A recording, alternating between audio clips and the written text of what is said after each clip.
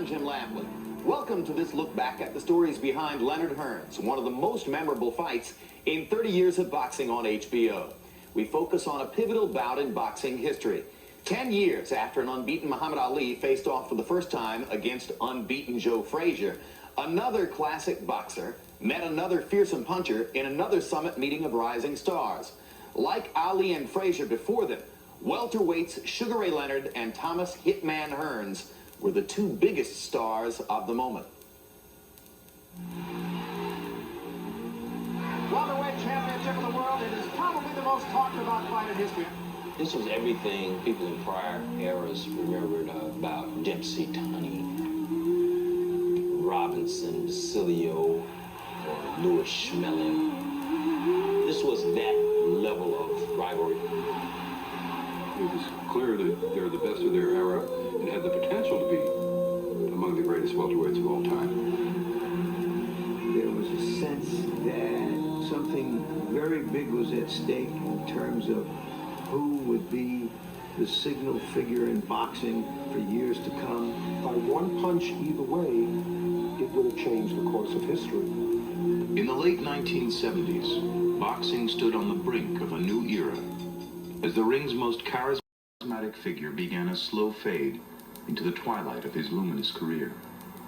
And a young Ray Charles Leonard dreamed of following in the footsteps of his heavyweight idol. I saw Muhammad Ali and I wanted to be so much like him. He was more than a boxer. He was considered an entertainer, an artist. He was transcending the sport of boxing. We always said. But early in Leonard's career, his supremacy appeared threatened by a burgeoning young fighter named Thomas Hearns. Thomas Hearns was physically unique, very broad back, very long arms, and because he was so thin in the legs, he could carry 147 pounds and still be 6'1". He was just a freak. I mean, a freak that someone can put this body together and give it the ability and know how to use it. And that was Emmanuel's job, showing how to take this body.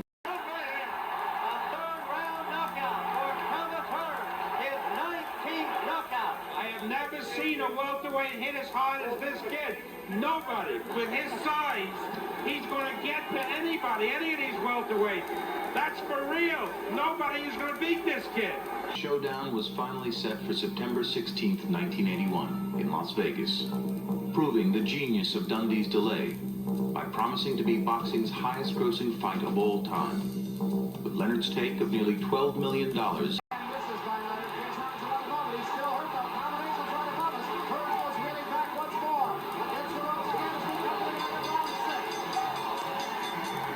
I mean, everything. I mean, see, Tommy dig down, but Ray stooped down and dig down to get this fight out.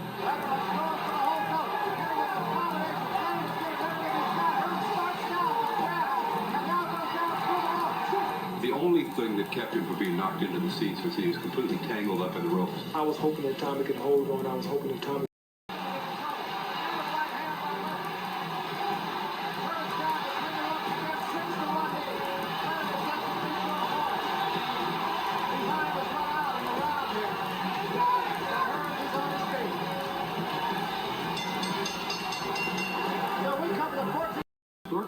We knew Ray was behind, so he had to knock him out.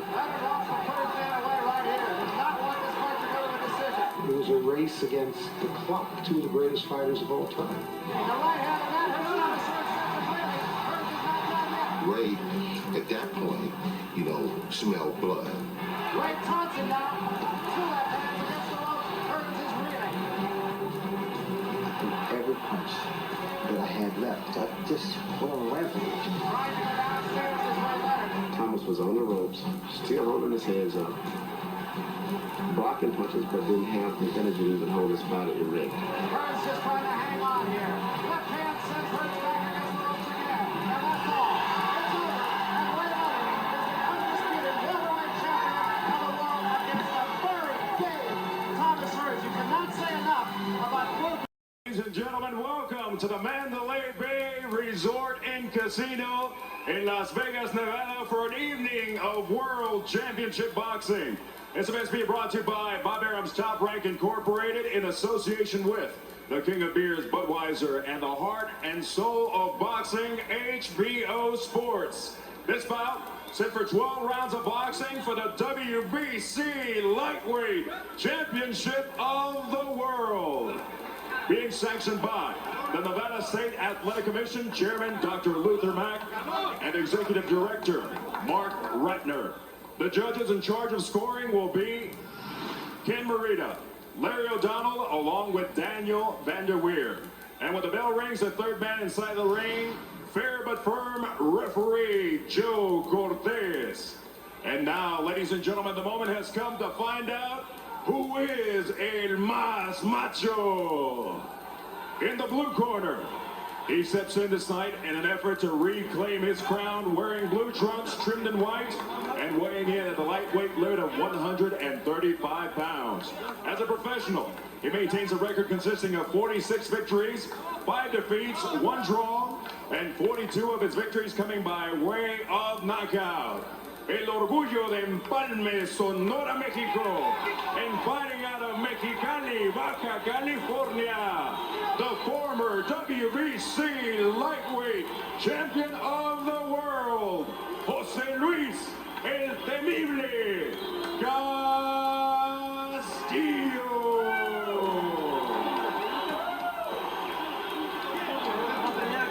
His opponent across the ring in the red corner. He is here this evening to defend his title, stepping into the ring wearing Carolina blue trunks trimmed in white and weighing in at 134 pounds. As a professional, he maintains an undefeated record consisting of 28 victories, 20 of his victories coming by way of knockout. From Grand Rapids, Michigan, he is the WBC Lightweight Champion of the World, Pretty Boy Floyd Mayweather Jr. Begins. Castillo's promise to be aggressive and be assertive from the outset this time after having been way too passive in the first 4 rounds in April. Mayweather says if he really wants to come at me, that's great. It'll create more counter-punching opportunities for me. Mayweather, for his part, claims that his performance in the first fight was adversely affected by a shoulder he injured in training and by 2 broken ribs. He says he's in 100% physical shape for this bout tonight. Castillo's got to make certain that he's aggressive, but don't go wading in and getting caught, because this guy, Mayweather, can punch. Mayweather, all he got to do tonight is defend his title. Jab to the body, take the steam out of this more powerful, in my mind, opponent, and just keep winning round after round after round. They look in good shape, George, but Castillo, for the second time, just as in April, enters the ring apparently 9 pounds heavier than Floyd Mayweather. Jose Luis Castillo. Let's get the official introductions from our ring announcer, the classy Jimmy Lennon Jr.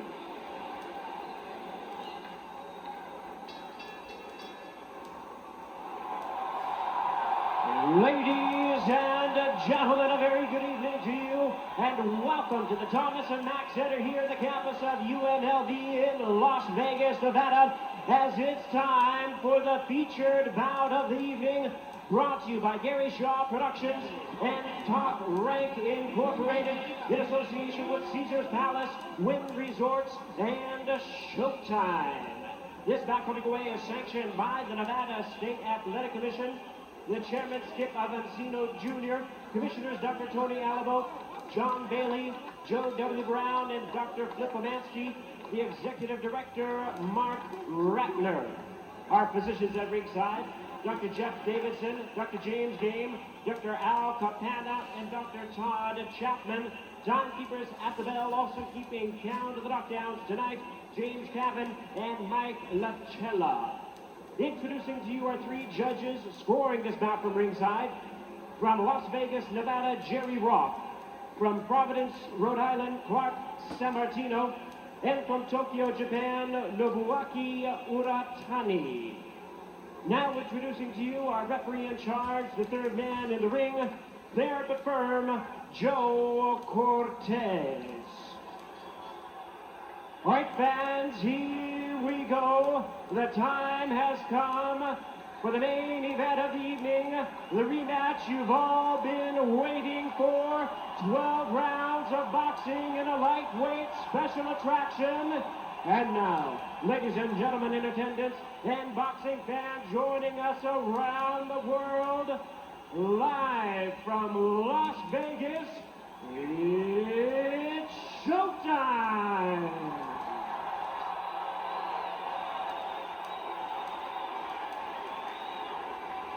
Introducing to you first on my right, fighting out of the blue corner, wearing white trunks with red and green trim, hailing from and representing Empalme, Sonora, Mexico. His weight, 138 1/2 pounds, with a record of 52 wins, 7 losses, and 1 draw. He has 46 wins coming by way of knockout. Ladies and gentlemen, please welcome the 2-time WBC lightweight champion of the world, Jose Luis Emile Castillo.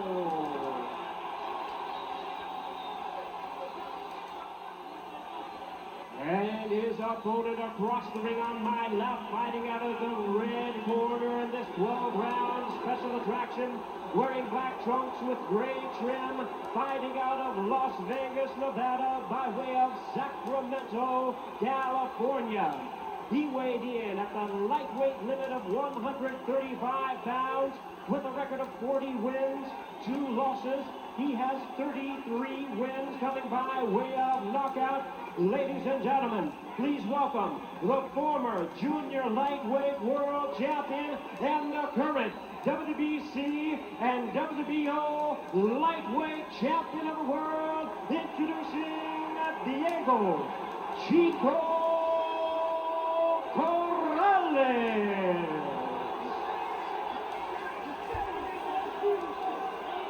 Once again, a referee in charge, Joe Cortez, now to give instructions. Belts, WBC, WBO, and the Ring Magazine belt, but those are not at stake tonight. Corrales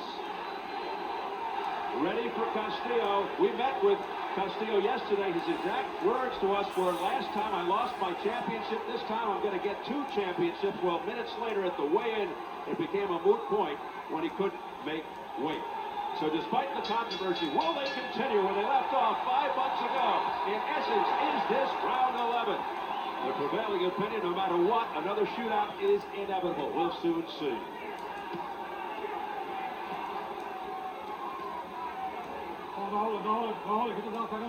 Because of the controversy, Steve, it just adds so many new layers to this fight that didn't exist before. But all that stuff's over now. It's a fight. And it's already a good fight because they're going at it right on the inside. Castillo normally not a fast starter. He gets stronger as the fight goes on. That's one of the reasons the game plan of the first fight was for Corrales to jump right on, fight an inside fight, and trade left hooks with Castillo. Castillo's landing his left hook, and watch that right uppercut. He was his weapon again and again in the first fight. Corrales coming straight in. And there's a left hook to the jaw by Castillo.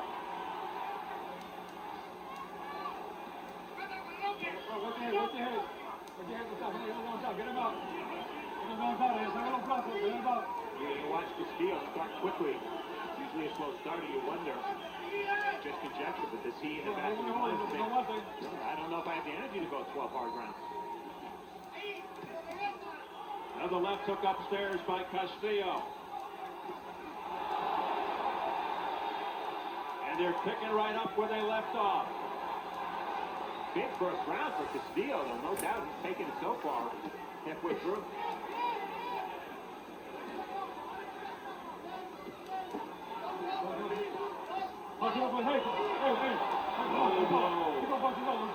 That is nothing new as far as Castillo is concerned. Big left hook again by Castillo.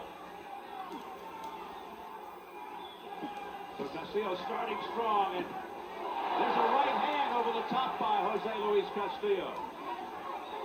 Corrales missing.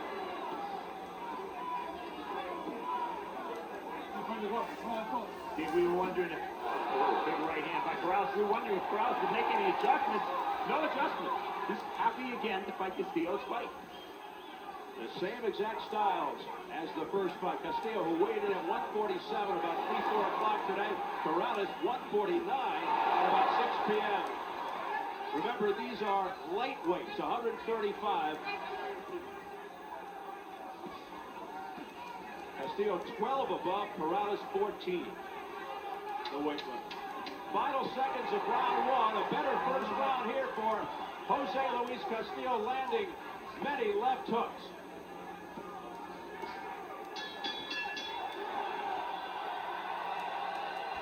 A strong jab. It's the first time we've seen it.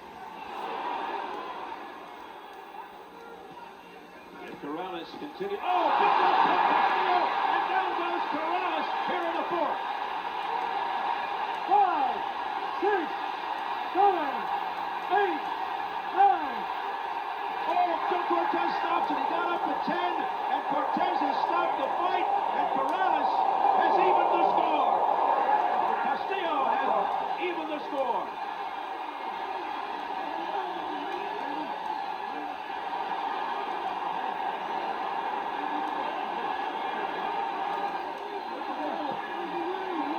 Jose Luis Castillo with a fourth round knockout.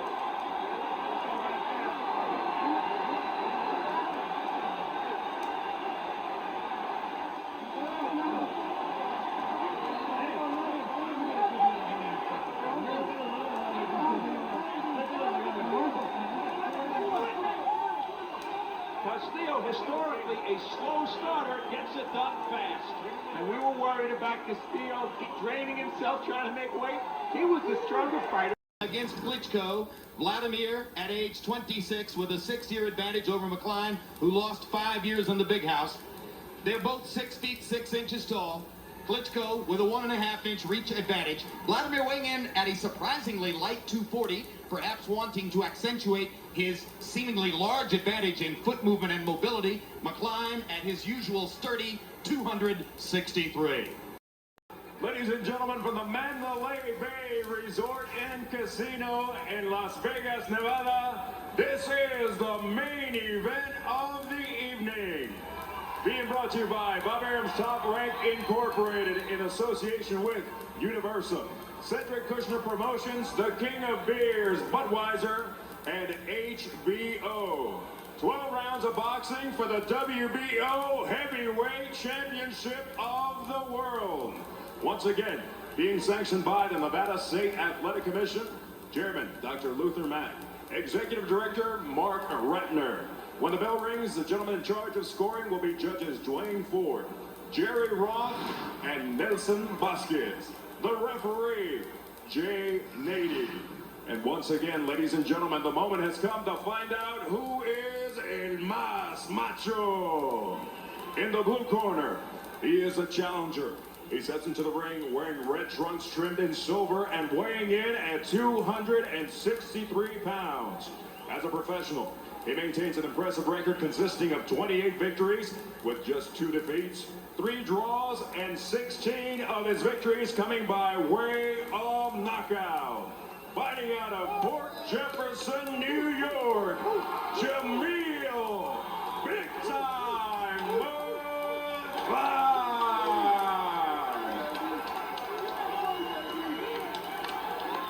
And his opponent across the ring in the red corner.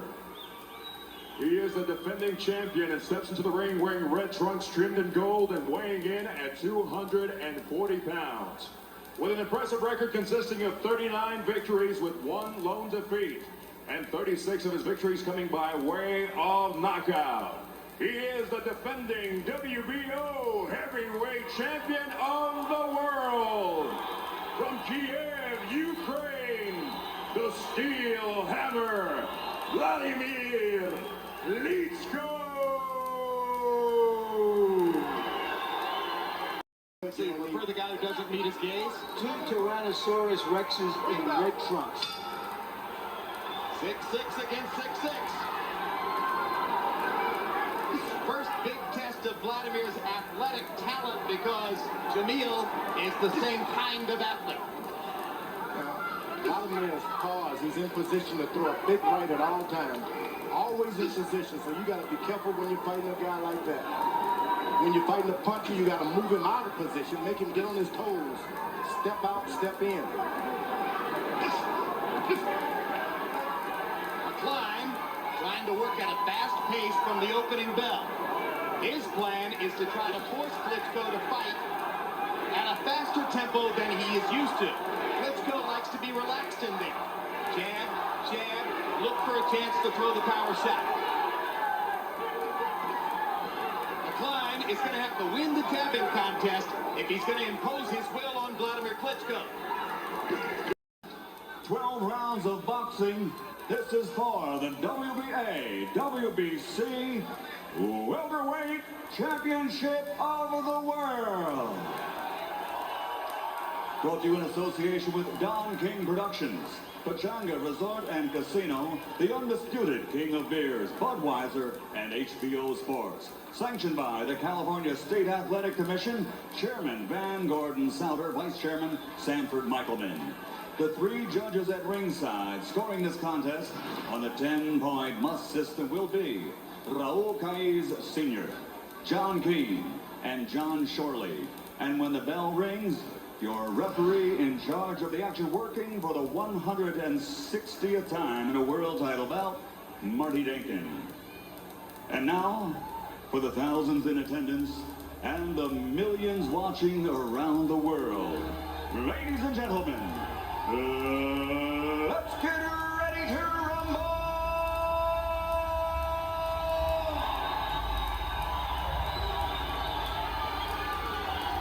Introducing first, fighting out of the blue corner, wearing black trimmed with silver and officially weighing 146 pounds. His professional record, 23 victories, including 21 knockouts against 3 defeats, 1 draw, and 1 no contest. From Managua, Nicaragua, presenting the WBA Welterweight Champion of the World, Ricardo El Matador Mayorga.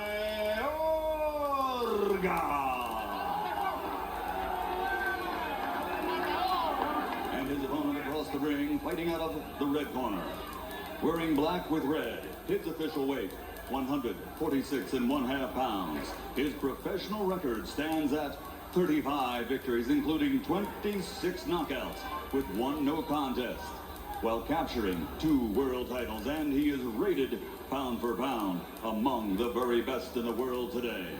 From Augusta, Georgia, the WBC titleist, universally recognized as the true welterweight champion of the world, Vernon the Viper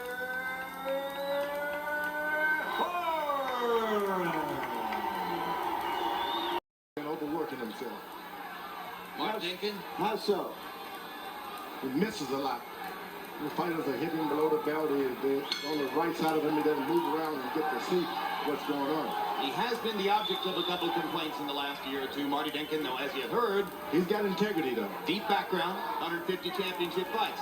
Vernon Forrest was involved in 2 fights with Shane Mosley, both of which involved a fair amount of clinching, holding, and there were disputes on both sides as to which fighter it was who was responsible for all that. We'll see if that kind of thing takes place here, where some think that Forrest might do well to hold on to Mayorga a little bit and try to blunt his power. One thing, when you have the reach advantage, you got to make certain that you take advantage of it. Forrest got the longer arms. Keep this guy on the outside. Let the crowds push you into a fight that you don't have to get into. All the punches that have landed.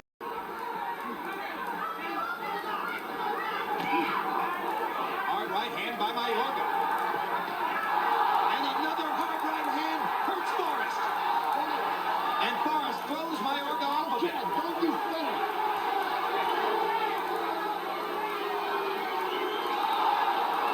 I think the warning was good for Forrest, who had taken a big right hand from Mayorga. Boy, you sign those big contracts, and the last thing on your mind is that you got to fight for the money. George's reference is this is the first fight of a 6-fight deal between Vernon Forrest and HBO. Mayorga's left blocked by Forrest's glove. Now Mayorga is going to the body too. He's acting like the boxer, laying shots. Ordinarily. Whoa, what an uppercut. Yeah. Mayorga says, I've got an uppercut too. Forrest has made a very good adjustment. Wobbling on his feet as he threw the right hand. He goes down in the face of a clinching right cross. And that time he was seriously hurt. Yeah, look at the wobbling in Vernon Forrest. Marty Dickens stops the fight.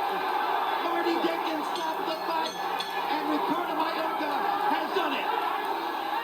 Let's see Vernon Forrest come into the ring rapping the next time. He was celebrating his championship before he had a serious chance to defend it. Well, I told you, if you move his hair. Announcer Michael Buffer for the official introduction. It's 12 rounds of boxing for the Featherweight Championship of the World. Approved by the International Boxing Organization and sanctioned by the Nevada State Athletic Commission Chairman Dr. Elias Ghanem, Vice Chairman Dr. Luther Mack, Commissioners Amy Ayub, Glenn Carano, and Dr. Flip Homansky. The scoring for this bout will be done on the 10-point system per round, and the 3 judges assigned to ringside are Dwayne Ford, Chuck Jampa, and Patricia Jarman Manning.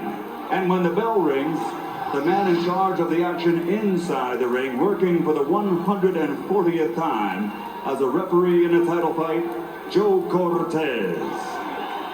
And now, for the standing room only crowd in attendance here at the MGM Grand of Las Vegas and the millions watching around the world, ladies and gentlemen, let's get ready to rumble!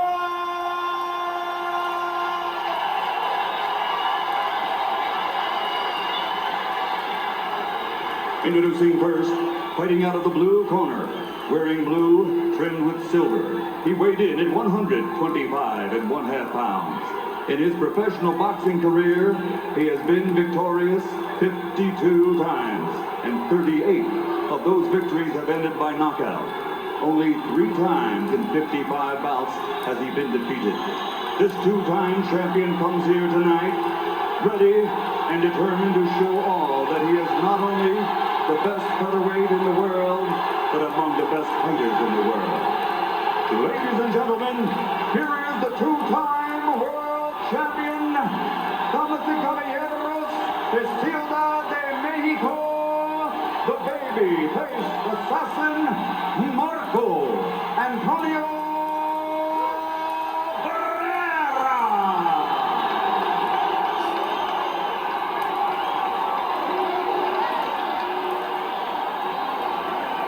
And across the ring, fighting out of the red corner, wearing the leopard with Adidas trim and weighing 126 pounds. His professional record is a perfect one, consisting of 35 bouts, 35 victories, including 31 knockouts. And he is rated by most experts as, pound for pound, the most devastating puncher in boxing today. Ladies and gentlemen, from Sheffield, England, presenting the 3-time undefeated featherweight champion of the world, boxing's royalty, Prince Nazi.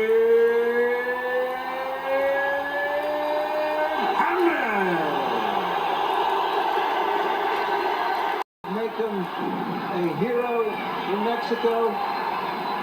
The Prince believes that a victory will earn him recognition as a great fighter as well as a great showman. The stakes couldn't be higher. And a quick word about the tactical face-off. Prince Nassim is a southpaw who usually dispenses with the jab relatively early, squares his shoulders, and throws power punches. Jorge Antonio Barrera is a conventional fighter, but by far his biggest weapon is the left hook, especially to the body. Boy, they've got one of the most straight-laced referees in the business.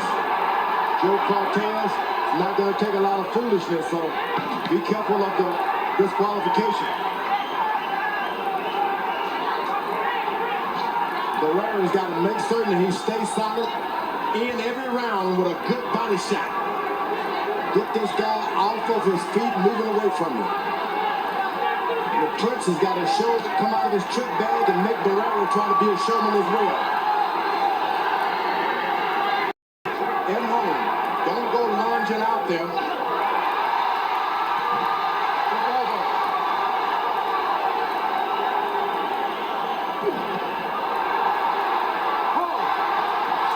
The Cesar Soto bout in Detroit as Barrera is either pulled down by Hammond or pushes him down. Mark Ratner comes up onto the ring apron. What happened there was Hamed lunged at him into the clinch and tried to throw him off balance, and Barrera responded. I don't want any more tactics. Lo que no puedo hacer, ¿entiendes? Me quedo de cualificar a nadie.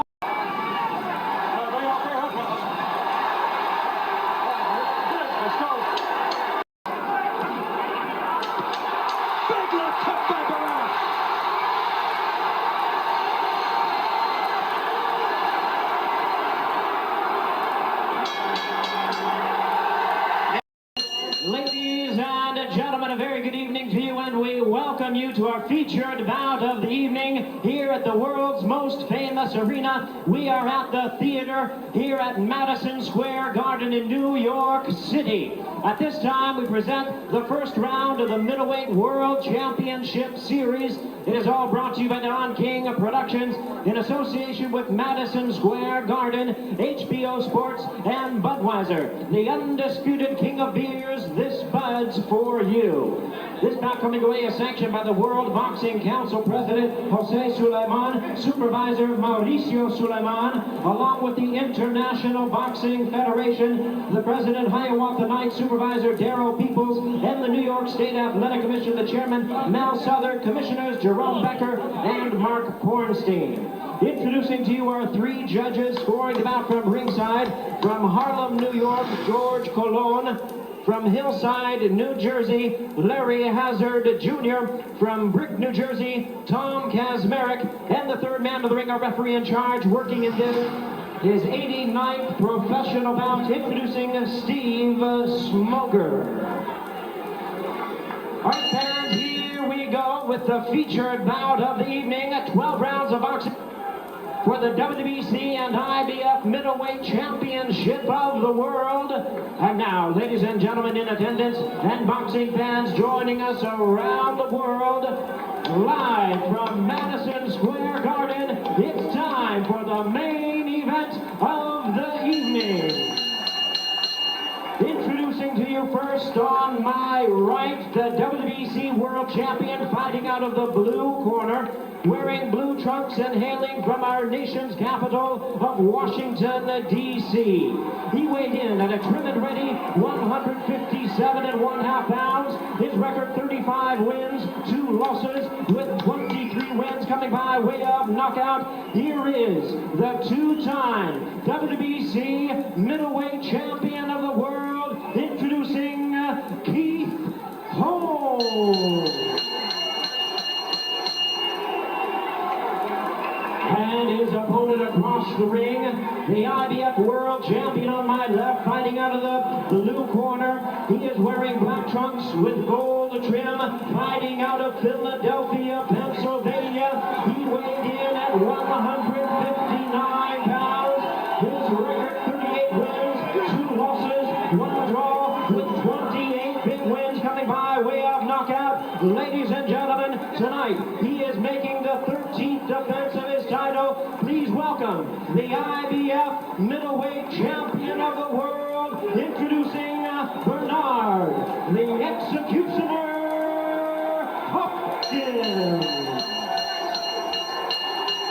Once again, our referee in charge, Steve Smoker, now is by at least 4 years the oldest fighter in this tournament.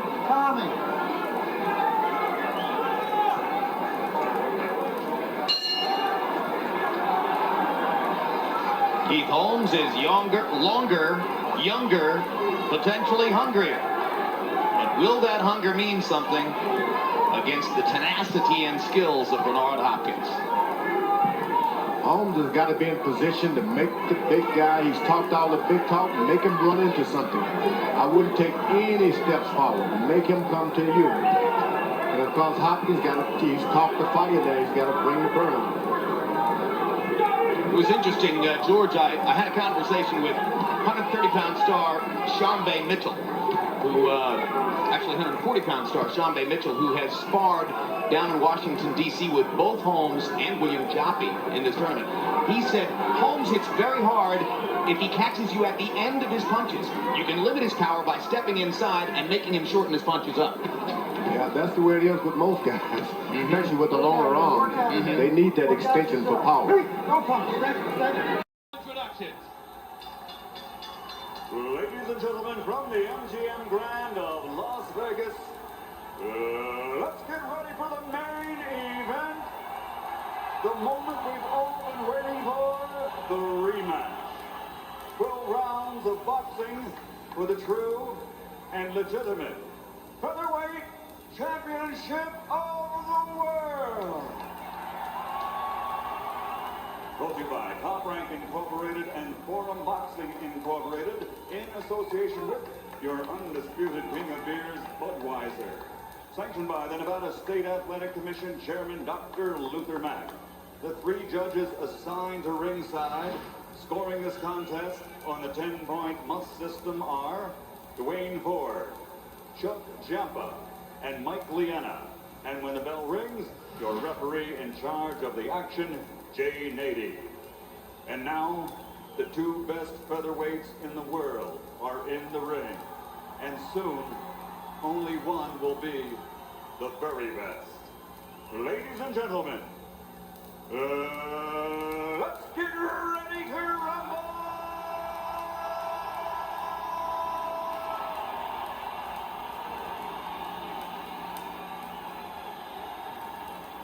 Introducing first, fighting out of the red corner, wearing black with silver and officially weighing in at 126 pounds. His professional record is a perfect one, consisting of 41 bouts, 41 victories, including 31 knockouts and 2 world titles. Damas y caballeros, de la zona norte, Tijuana, Mexico, the 2-time world champion, the undefeated WBC Featherweight champion of the world, El Terrible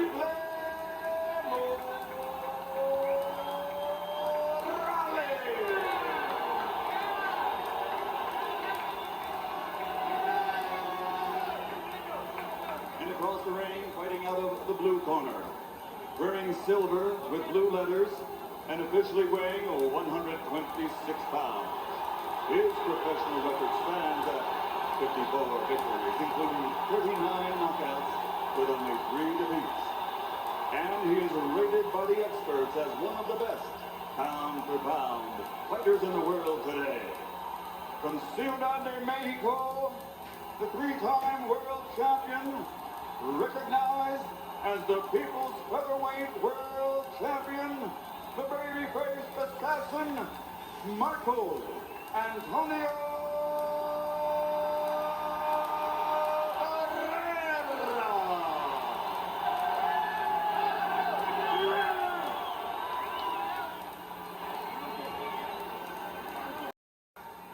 Not much sweat on Morales at all. Very dry. Face is warm, legs got grease, Vaseline, Barrera looking nice. Wet on the chest. He's had a sweat on it. And Barrera holds up a glove to salute Morales from across the ring. Eric simply ignores it. Big old work. Morales' attack primarily over the top. His most dangerous punch, the overhand right. Barrera traditionally relies on the left hook to the body. In recent years, he's added an excellent jab and a strong counter right hand. Morales has always been an outstanding boxer who always finds himself in hard fights. Need not, he's got an excellent left jab, right hand and corner. His problem is when he backs away, he gets caught. Never learn to circle when you're doing it. Deliver your shots and circle to the left or to the right. Let's see if Morales can do a better job of backing away at angles in this fight. Already, they have boxed in a more disciplined fashion for the first minute of the fight than was the case for any minute of the fight 2.5 years ago. Now Barrera goes forward behind the right hand.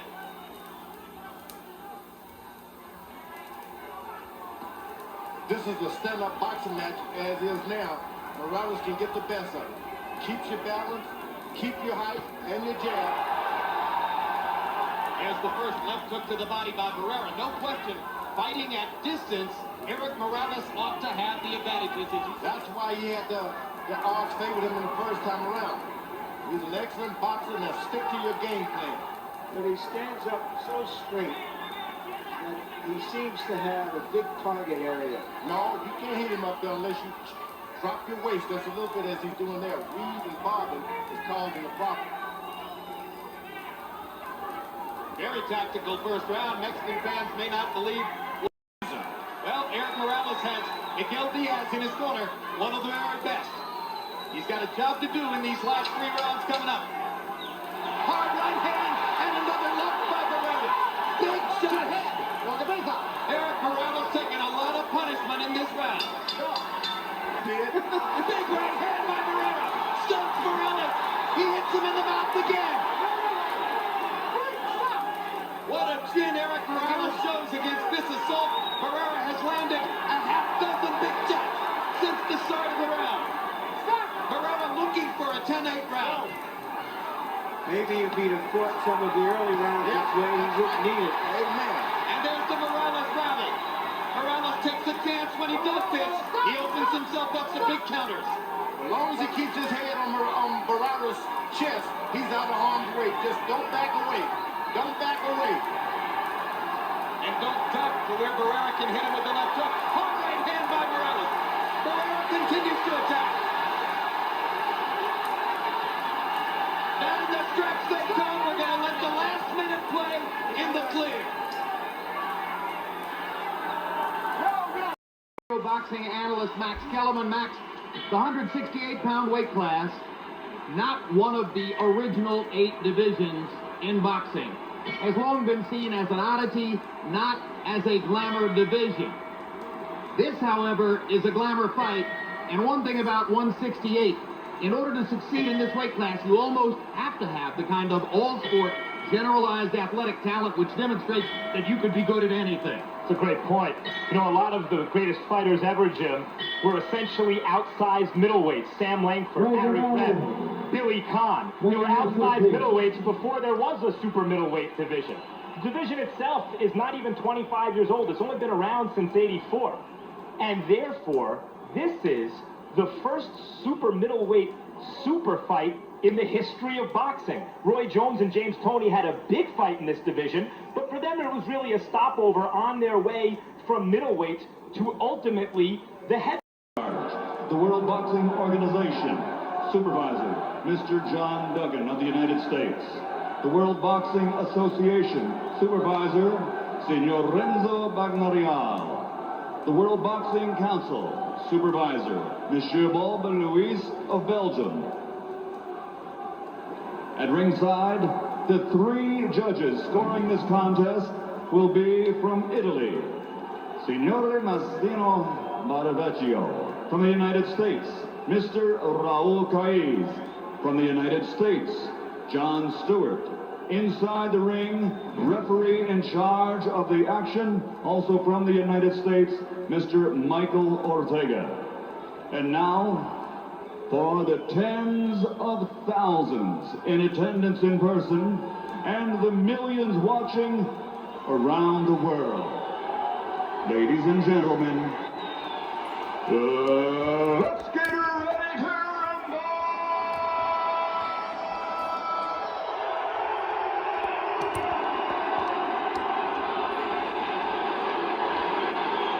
Fighting out of the red corner, wearing red with white, official weight 168 pounds. He made his professional debut in 1998 and captured the WBA World Championship in 2004. He added the WBC title in 2006. His record is a perfect one, consisting of 39 bouts, 39 victories, including 29 knockouts. From Copenhagen, Denmark, the reigning, defending WBA, WBC Super Middleweight World Champion, the Viking Warrior, Michael Kessler.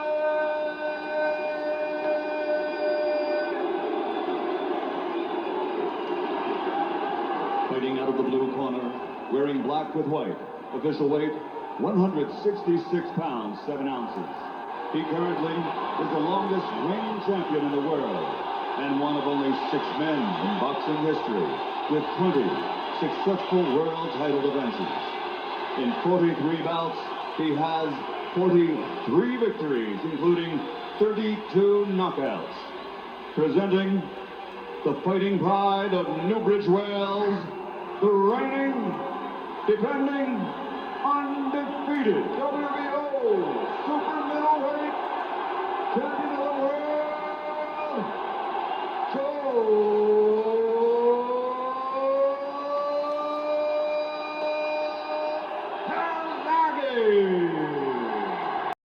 would overcome unorthodox athleticism.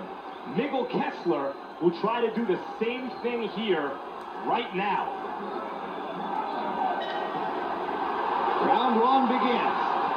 And one question is, how aggressive will Calzaghe be against the man regarded as a bigger puncher? Joe Calzaghe has never backed down against anyone.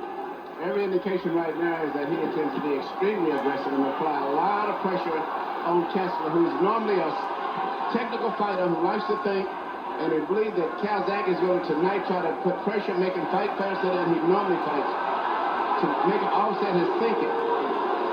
In his great rounds, and there have been many of them, Miguel Kessler throws many more jabs than is the average in this weight class. Sometimes upwards of 50 jabs per round. He'll want to try to get it going despite Calzaghe's southpaw stance. Not always an easy assignment.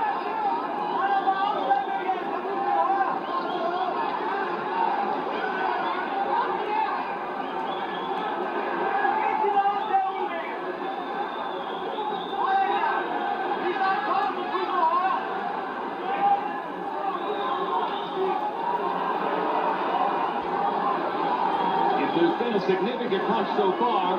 It was an early body shot by Calzaghe. Well, at this stage right now, it's a very tight technical fight. I think that Calzaghe, being such a great technical and adjusted type fighter, is realizing that he's dealing with a little different opponent than he's been in the past. And I see him right now not being so overly aggressive and careless as he was in the beginning. Because Kessler's taking advantage of his mistakes because of his great position. Introduction.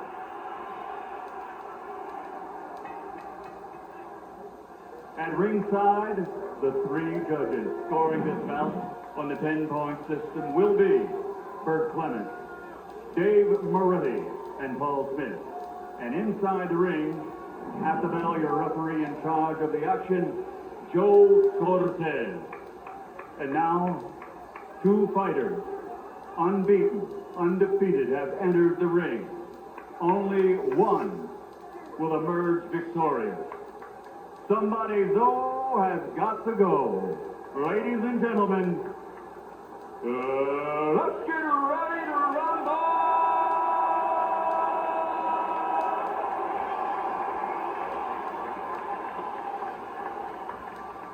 Fighting out of the blue corner, wearing blue, official weight 145 pounds. His professional record is a perfect one, consisting of 43 bouts, 43 victories, including 31 knockouts. He is a 3-time world titleist, currently recognized by Ring Magazine as the true junior welterweight world champion. Presenting the challenger, the former welterweight world champion and 2-time junior welterweight champion of the world, the undefeated fighting pride of Manchester, England, Ricky.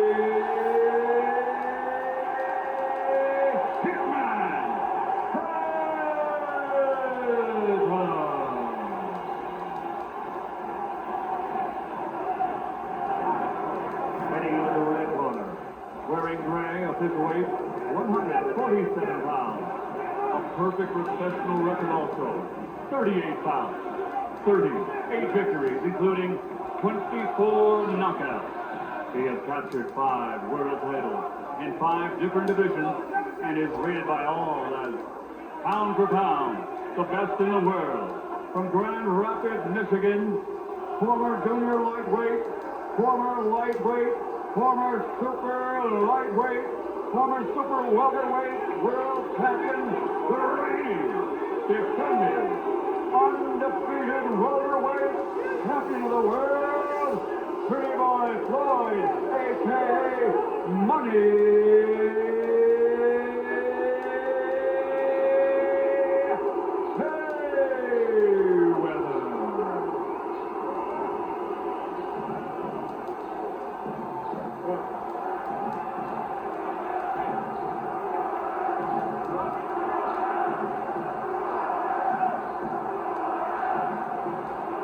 All right, gentlemen, we were to lose in the dressing room.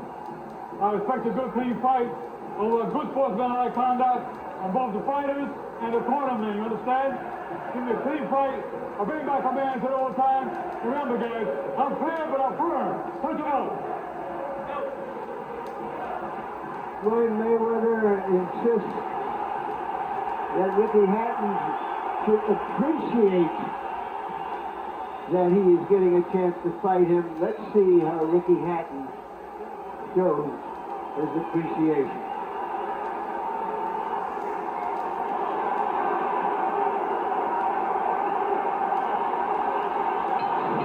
Watching Floyd Mayweather fight feast your eyes. He flatly claimed to us yesterday that he will not fight in either calendar 2008 or 2009. This will be, if not his last fight ever, certainly his last fight for at least 2 more years. He said, I don't love boxing. Hatton would never say anything of the sort.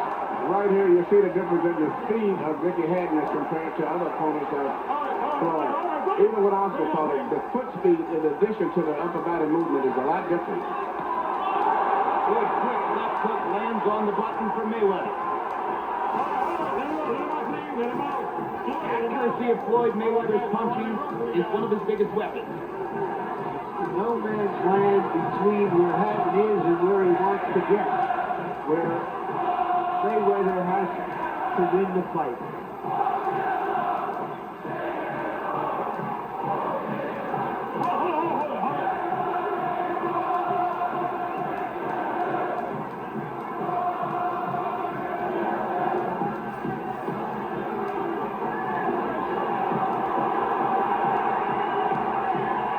So far, Mayweather is doing a very good job of keeping Hatton in no man's land. Landing his counter shot. But Rick is putting a lot of pressure, more than I've ever seen him on the field. Even though he hasn't landed, he's putting pressure that Floyd has been very uncomfortable with. The foot special is very, very good. Every body punch should bring a thunderous roar from the crowd, or at least as long as Hatton is essentially in the fight. See, that's again the foot speed. He's got Floyd losing his balance. He's making Floyd move a lot faster than he wants to. And if Floyd wasn't such a gifted athlete, he would have gone down there.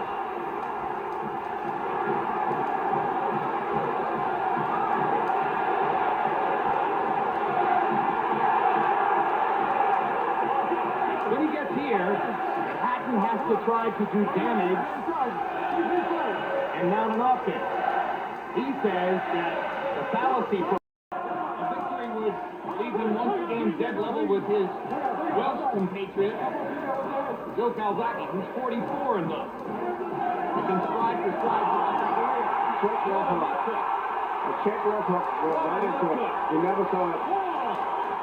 What a perfect shot. A left hook by Mayweather, and that tells you everything you know. And he is on shaky legs. Yeah. He's on shaky legs. He's got to buy time here. Well, he's not the type of fighter that knows how to do that. Every situation for Hatton. This fight is over. Floyd Mayweather has a knockout victory over Ricky Hatton. Mayweather dealt with a situation or a fighter he's never been confronted with before, and got the best out of him. He stayed. Go to ring announcer Michael Buffer now for the official introductions. Ladies and gentlemen, from the Mandalay Bay Resort and Casino of Las Vegas, Gary Shaw Productions is proud to present Champion versus Champion. It's the war at 154. 12 rounds of boxing for the unified and undisputed Super Welterweight Championship of the World. Brought to you in association with your undisputed king of beers, Budweiser, and Square Ring Incorporated. Sanctioned by the WBA, the WBC, and the IBF, and the Nevada State Athletic Commission. Nevada Chairman John Bailey, Executive Director Mr. Mark Ratner. The three judges at ringside scoring this bout on the 10-point system will be Chuck Jampa, Dave Moretti, and Paul Smith. And when the bell rings, your referee in charge of the action, Tony Weeks. And now, for the thousands in attendance and the millions watching around the world, with dedication to the men and women now serving in harm's way with the armed forces of the United States of America, ladies and gentlemen, let's get ready to rumble!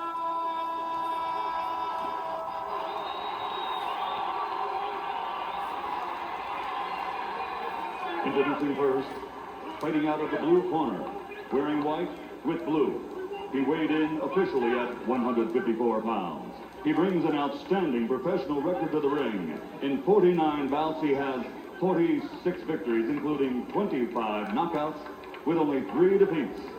From St. Petersburg, Florida, presenting the IBF Junior Welterweight Champion of the World, Ronald Winky.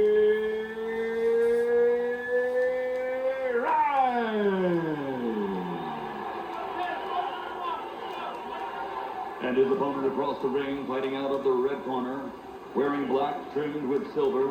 His official weight, 154 pounds. His professional record, also outstanding. 41 bouts with 39 victories, including 35 knockouts, with only 2 defeats and 1 no decision. From Pomona, California, the former lightweight world champion, former welterweight world champion, reigning and defending WBA, WBC Super Welterweight Champion of the World, Sugar Shane Mosley.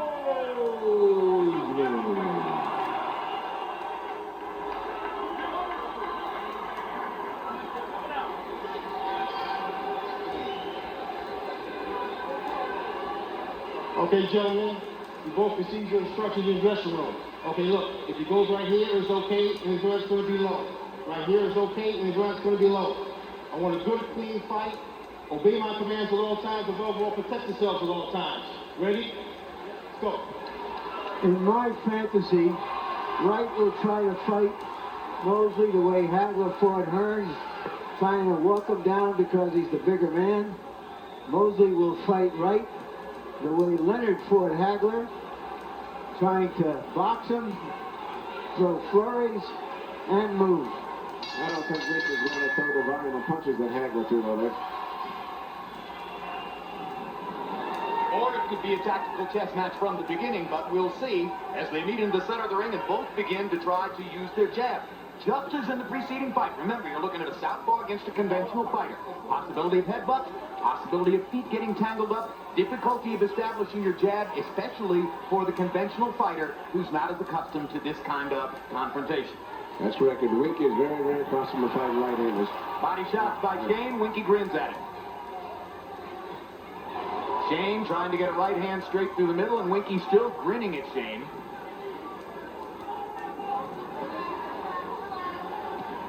Wright trying to show Shane that he's enormously confident coming into the ring. Hard left hand over the top by Wright.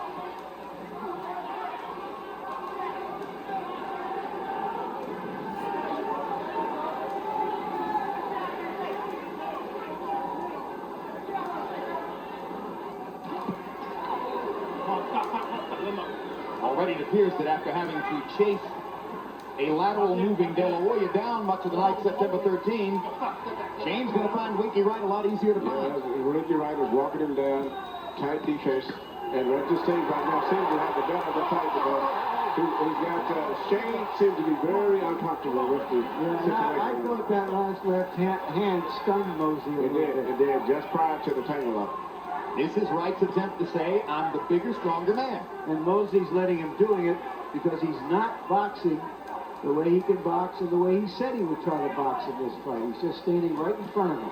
Winky Wright said that he would provide angles and that Wright wouldn't be able to attack straight ahead, as is his wont. But indeed, as you say, Larry, Mosley's not moving side. Ladies and gentlemen, good evening and welcome to Mandalay Bay Resort and Casino here in Las Vegas, USA, where tonight Don King Productions is proud to present HBO World Championship Boxing, sponsored by CMX Exchange and brought to you in association with Galata Bird. HBO pay-per-view Saturday, April 17th, and dedicated to all those who serve and sacrifice for peace and freedom around the world. Sanctioned by the Nevada State Athletic Commission, this first contest is also sanctioned by the IBF, the WBA, and the WBC. The three judges at ringside scoring this bout will be Chuck Giampa, Dave Moretti, and Doug Tucker. And when the bell rings, your referee in charge of the action, working for the 162nd time in a world title bout, Joe Cortez. And now, ladies and gentlemen, from the Mandalay Bay of Las Vegas, 12 rounds of boxing for the undisputed welterweight championship of the world. Introducing first, fighting out of the blue corner, wearing red with black and officially weighing 146 pounds. His professional record, an outstanding one. 32 bouts with 30 victories, including 22 knockouts with only one defeat and one no contest. From Brooklyn, New York, the challenger, two-time world champion, Super Zab Judah. And his opponent across the ring, fighting out of the red corner, wearing white with red. His official weight, 147 pounds. His professional record, 34 bouts with 32 victories, including 10 knockouts and only 2 defeats. And by way of father and uncle, his boxing pedigree and heritage is spectacular. From St. Louis, Missouri, the reigning, defending, undisputed welterweight champion of the world, Corey, the next generation Spinks. I think we'll get 1 or 2 knockdowns in this one too, though. Do you? That's interesting because Corey Spinks is not a puncher. Not only 11 knockouts in his 32 wins. But Zab is. And Zab also, in the eyes of many, Roy, has a questionable chin. Well, I don't think it's really questionable. I think it's when he's not ready for it. We shall see as they start out trading jabs in the middle of the ring. And Corey Spinks has been the more busy fighter, but Zab Judah has easily blocked these early jabs with his gloves. Corey's getting his jab started right away, and this is good for him to go ahead and get into the fight. Because he doesn't have this type of experience to me like Zab does. You mean experience in big fights? Right. I think his pedigree might help him there. Surely he's trying to seize the initiative here in the first round. If there's an aggressor in the fight early, it's Corey Spinks, throwing more punches and by and large stalking Zab Judah, though cautiously in the center of the ring. Judah misses with a sweeping left hand. One big miss deserves another. Now as Judah starts to fire his jab, Spinks blocks those with his gloves, just as Zab blocked Corey's early jabs with his. What's smart to me about Zab, though, is that he's taking his time. He's not been at this weight class long, so he has to feel this guy out first. He's trying to feel the punching power and see if there's a difference from 140 or with Spinks. When you look at that, Judy, you see the natural relaxation in the ring that comes from having been more or less born into the sport. Definitely seem to be the most comfortable of the two fighters. But Spinks lands a jab. Judah still looking to mount something in the way of an offense, though obviously in no particular hurry to do so.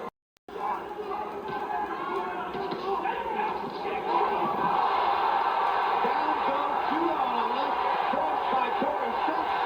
And if this creates a two-point round for Corey, it'll be huge in the fight. Yes, it will. He's more off balance than anything, though, Jim. He's looking at the referee as if the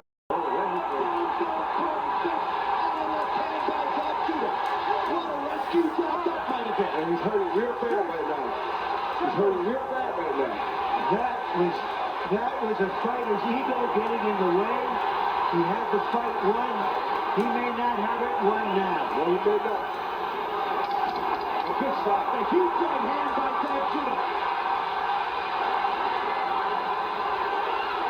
They're fighting now.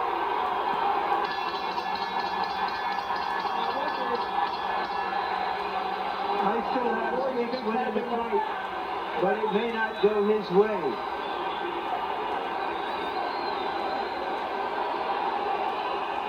High drama now here in Las Vegas, as what was a boxing. Ladies and gentlemen, from the Mandalay Bay of Las Vegas, Nevada, USA, Don King Productions is proud to present 12 rounds of boxing for the vacant WBO Heavyweight Championship of the World. Sponsored by CM Exchange and brought to you in association with Universum Boxing and in association with Bird Galata, HBO pay-per-view, April 17th.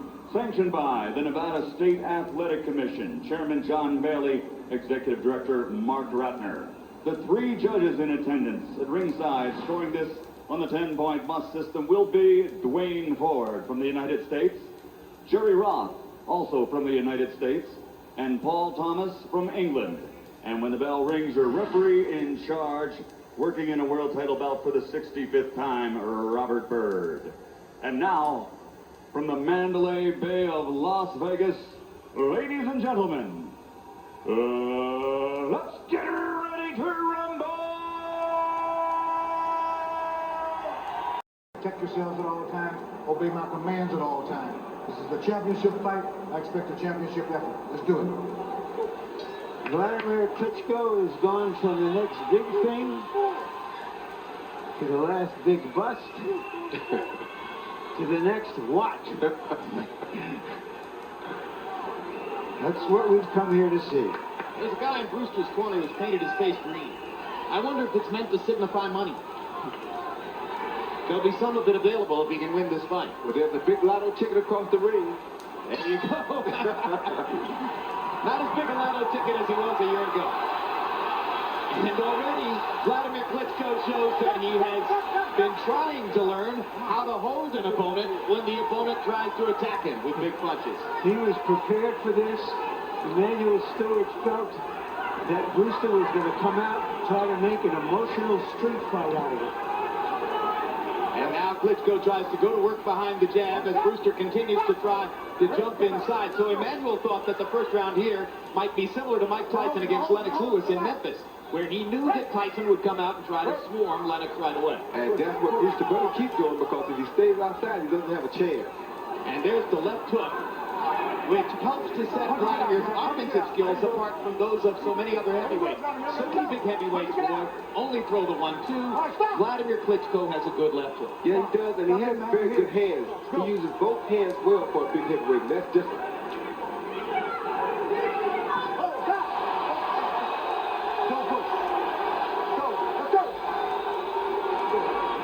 That was different, too. That man just scared the rest of the fight out of Brewster. You know, you don't see a lot of European fighters do something like that. Don't spend it. They don't do that much either. So we see that the Americanization of Vladimir Klitschko is indeed underway. It'll wear you out. There's another huge right-hand shot, and Brewster keeps coming. Why won't he throw his own shot left? starting to like the fight as Brewster matches Klitschko's rights with a couple of lefts. Klitschko dead tight. That just cut Klitschko out. Oh, that's a huge hook up, and Vladimir's in trouble now. He's got a slugfest going, and Vladimir Klitschko, let's get it going. He's on the third. Is that a standing 8 count? Yes, Klitschko is dead. He said no, it was not a standing 8 count. He ruled that because he went into the ropes as hard as he did it. It was a knockdown. Now Klitschko is dead tired. He doesn't even want it anymore. He's done. He will not make out on his ground. Let's go, German trainer Fitzadunik said that if Vladimir got knocked out by Leonard Brewster, he should quit boxing. Well, he's going to quit there because he already got out here. He can't come back. He has no other problems there to go. He does not know how to fight like this. This is what he thinks is. He can't fight this kind of a fight. This is not what he's going to do. And is he going to call that a knockdown? No, it's not a knockdown. It happened after the bell. And now Harrison stops the fight. Harrison takes a look at Vladimir Klitschko and decides he can't continue and stops the fight. And that may be the end of the Vladimir Klitschko heavyweight contender story. Well, it probably is. He punched himself out early. Remember, we talked about as early as the second and third rounds that he looked tired. He was taking, Championship of the World. Brought to you by Murad Muhammad's M&M Sports, in association with Top Rank Incorporated and the MGM Grand of Las Vegas, and sponsored by PLDT Global. Sanctioned by the WBA and the IBF and the Nevada State Athletic Commission, Chairman John Bailey, Executive Director Mark Ratner. The 3 judges at ringside scoring this contest will be Bert Clements, Guy Jutras, and John Stewart. And when the bell rings, your referee in charge of the action, working in the 163rd time in a world title bout, Joe Cortez. And now, ladies and gentlemen, from the MGM Grand of Las Vegas, for the thousands in attendance and the millions watching around the world, let's get ready to rumble!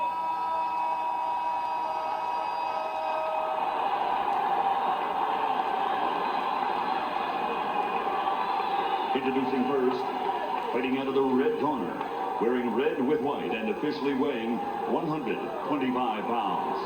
His professional record stands at 38 victories, including 29 knockouts, with only 2 defeats and 1 bout even. From the tuna capital of the world, General Santos City, Philippines, here's the former WBC World Flyweight Champion, former IBF World Super Bantamweight Champion, and the recognized People's Featherweight Champion of the world, Manny Pacquiao.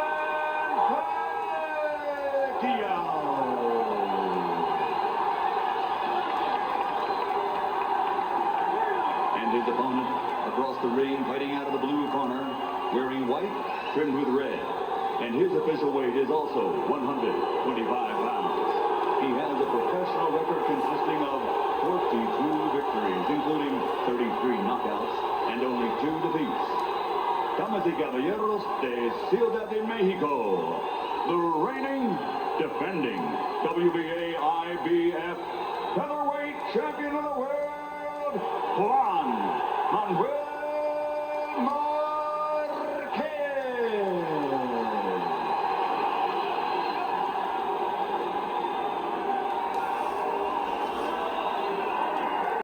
Of Mike Tyson, have there been as many gym legends surrounding a fighter as is the case now for Pacquiao?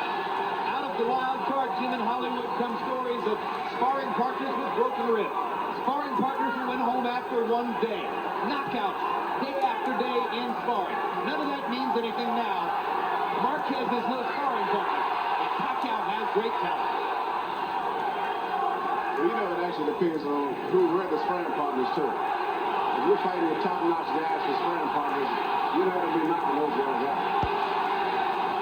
Marquez comes out in a more offensive stance than he usually does. Both guys seem to be real uncomfortable right now trying to get their range and get their rhythm. Deafening crowd noise as Marquez gets in a hard left hook to the body and a good right hand over the top. And a straight right hand down the pipe. Pacquiao's a southpaw. Marquez may dispense with his jab sometimes and just lead with that straight right. One of his better punches. Obviously, he's determined to make the jab work as well. And it's easier against Pacquiao than against a lot of other southpaws because of Manny's desire to square his shoulders up and trade shots.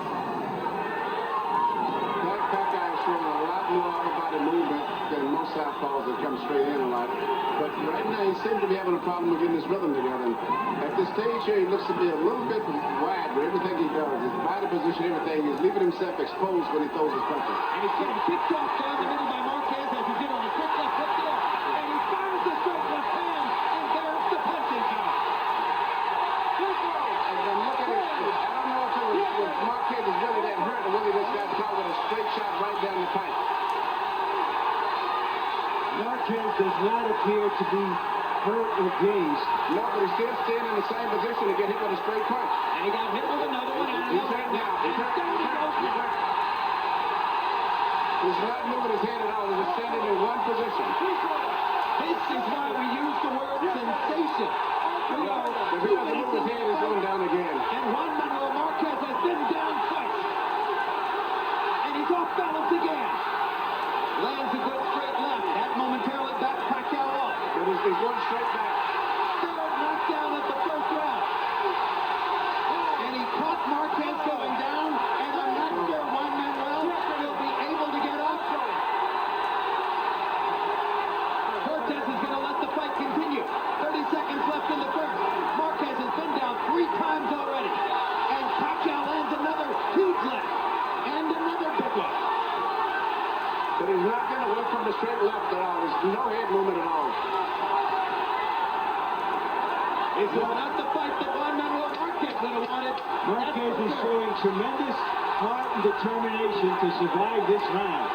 And even if he gets past this round, I don't think he's going to change the outcome because his hit is not moving. Manny Pacquiao is a storm. Juan Manuel Marquez hasn't ever seen anything like that. Who has?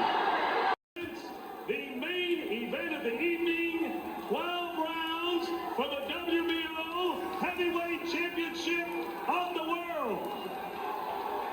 Your referee for this event is Randy Newman. Introducing first in the blue corner to my right, wearing the black trunks with the gold trim, he weighs in at 228 pounds.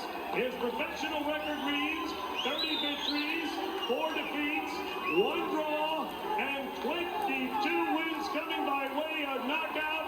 He hails from Pleasantville, New Jersey, introducing the challenger, Merciless Ray Mercer. His opponent in the red corner, wearing the red trunks, weighing 243 pounds, professional record, 38 victories, 1 defeat, 35 wins coming by way of knockout. He hails from Kiev in the Ukraine, ranked number 1 by the prestigious Bible of Boxing Ring Magazine. Here is the WBO Heavyweight Champion of the world, Vladimir Steelhammer Klitschko. 12 rounds for the WBO Heavyweight Championship of the world. Sooner than later, when Lewis might not be around. Tommy Brooks suggested in a newspaper quote, Vladimir will be ready for Lewis in 2 or 3 fights. Vladimir said, I have nothing but respect for Tommy. I beg to differ. I want to fight him right now. Against lesser opposition coming in, Mercer has been steamrolling his opponents, throwing 30 to 40 jabs per round. Will he do that against Klitschko? It might open him up for some big shots in return. I believe in judging a guy's performance mainly off of performance against quality opposition. And recently, Mercer has not fought quality opposition, so it's really hard to judge. This is going to be a good gauge tonight. When we asked Vladimir what did he do to stop Mercer's jab, he said, I'm going to start it off and jab first. I'm going to make him react to me. So far, Vladimir is doing exactly that. Vladimir has a good jab, and sometimes he really doesn't jab. He's using it as a probe. He kind of feels and probes you around to see the way your body moves, and then he tries to fire the right hand. Very similar to what Lennox Lewis does. Yes, and his hero, Max Spelling, who Klitschko says was his favorite fighter, he used to fight much like that too. One of the things Vladimir does that you don't see in a lot of top heavyweights is to turn that jab sideways and use it as a hook. Yeah, he's a lot more diversified as I've noticed him in fights, but the one thing he's got to watch out with Mercer is Mercer's jab. And Mercer has already rocked Klitschko with one jab, so Vladimir knocks Mercer back with a right hand. His right hand is so fast and accurate. It's a good right hand is straight through the center. At this stage, Mercer's not been able to sustain any type of attack, but that's typical Mercer anyway. He has stunned Vladimir twice with the power of his jab. Yes, he gets very close before he jabs. He doesn't jab at a long distance. Mercer's chin speaks for itself. This time, Klitschko ducks his head and fires the left hand back. Mercer with a left hook, and that is the first knockdown ever in Mercer's career on a punch to the head. And it was the left hook, the kind of punch we have not seen many top Europeans throw. Yes. He had Mercer preoccupied with the jab, and then he changed it into a left hook. Mercer shakes his head as if to say, you're not going to dismiss me.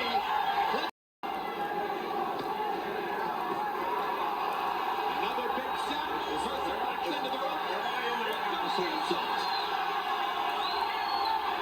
Red waves him in like, come on. Go for the sucker tactic.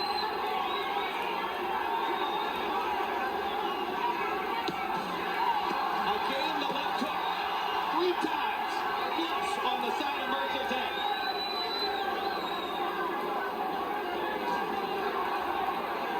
Right cross through the guard. Mercer rushes forward. Klitschko stops it with the left. Ray sticks the jab in his face. So Mercer weathered the storm there. Klitschko was perhaps a little too patient.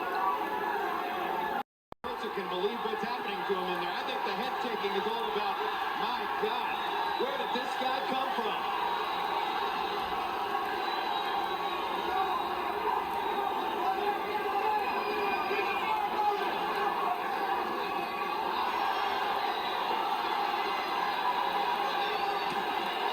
This could be the end here. There's only one heavyweight in the world who might have a chance to stand in against Vladimir Klitschko. That was a very impressive performance tonight. And his name Anderson first, fighting out of the blue corner, wearing gold trimmed with black and officially weighing 147 pounds. His professional record an outstanding one. 38 victories in 39 bouts, including 35 victories by knockout with only 1 defeat. And he has captured 2 world titles. From Pomona, California, here is the 2-time world champion, the former lightweight world champion, the former welterweight world champion. He is Sugar Shane Mosley.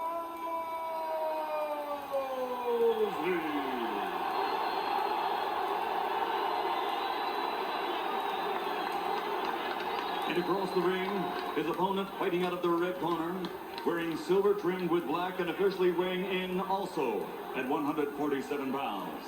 His professional record, a perfect one, consisting of 34 bouts, 34 victories, including 26 knockouts, and he too has captured 2 world titles.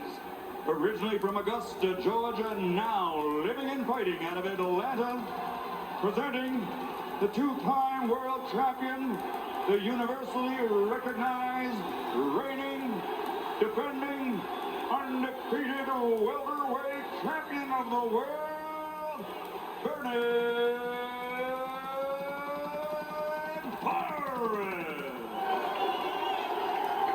straight right hand. Forrest, like a lot of 1-2 fighters, thrives when he throws his jab a lot. He averaged 30 jabs thrown per round. Mosley comes out and tries to deck Forrest with the first punch of the fight. And he hurt him. And Forrest is laughing at him because he was hurt. He was hurt. The laugh is your clue. What makes Forrest so effective is his willingness and his skill in being able to hold on, to clinch. What Mosley's got to do is go out there and get ahead for 2 rounds and then make Vernon Forrest do what he doesn't do well, come forward. He's not a good fighter coming forward. You want to make him coming after you. The way to do it is to get ahead on the round.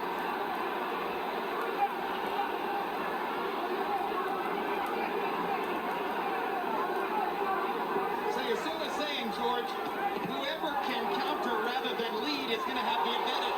Big right hand by Forrest.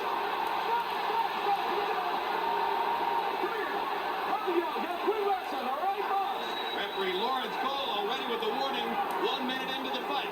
That was not a rousel, though. The guy fell on his back. He just lifted him up. Could have done better, Shane. Forrest coolly dropped in a right hand in that last flurry. Forrest leading with a left hook. You don't see that very often. Mosley momentarily tangles up with an advertising sideboard under the ropes. Mosley is going around on the left side of Vernon Forrest to stay away from his right hand and make him overuse that left hook. He's got his left foot, and he better keep it. Whenever he's going to throw shots, keep his left foot in the middle of Vernon Forrest, and when he's not throwing shots, keep his left foot on the outside. He's done a good job of that thus far. He left punches. Forrest. They trade punches at range. Forrest tries another big right hand. And is always on the outside of it right now. That's what Shane Mosley's got to do. Stay over there and make him overuse that left hand.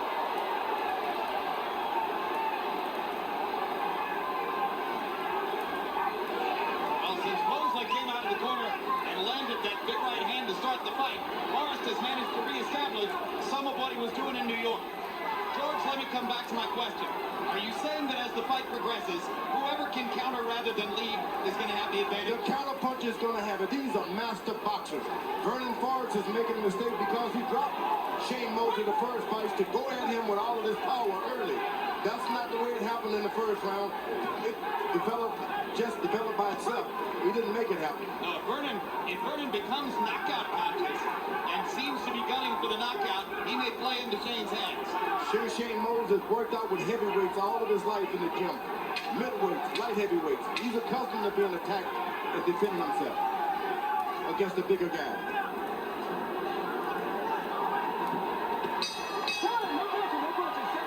Bay of Las Vegas and the millions watching around the world. This is the moment we've all been waiting for. It's champion versus champion. Ladies and gentlemen, let's get ready to rumble!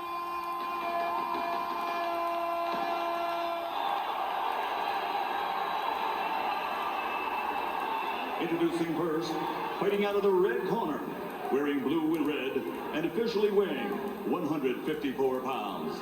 Since capturing Olympic gold in 1992, he now has a professional record of 34 victories, including 27 knockouts with only 2 defeats, and 6 world titles. From East Los Angeles, California, the 6-time world champion, the reigning, defending WBC Super Welterweight champion of the world, the Golden Boy, Oscar.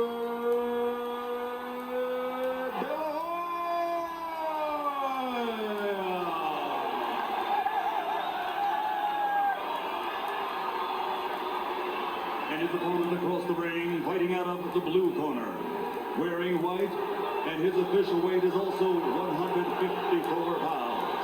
His professional record, 22 victories with only 1 defeat, and 20 of his 22 victories are by knockout, and he has captured 2 world titles. From La Colonia Boxing, Oxnard, California, the 2-time world champion, the reigning, defending WBA Junior Middleweight Champion of the World, Diaz. Aztec warrior, El Feroz Ferocious, Fernando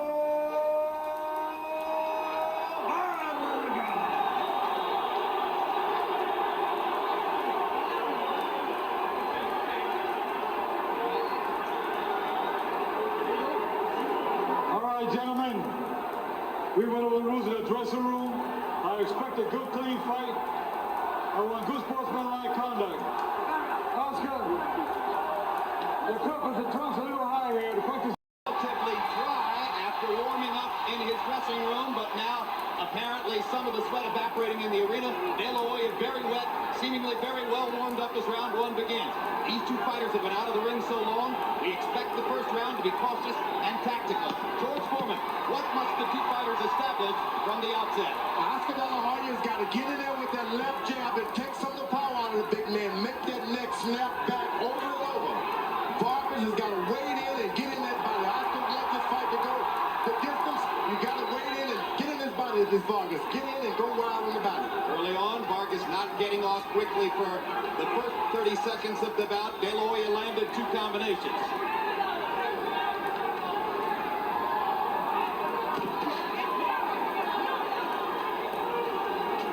De La Hoya going to the body and slipping the counters.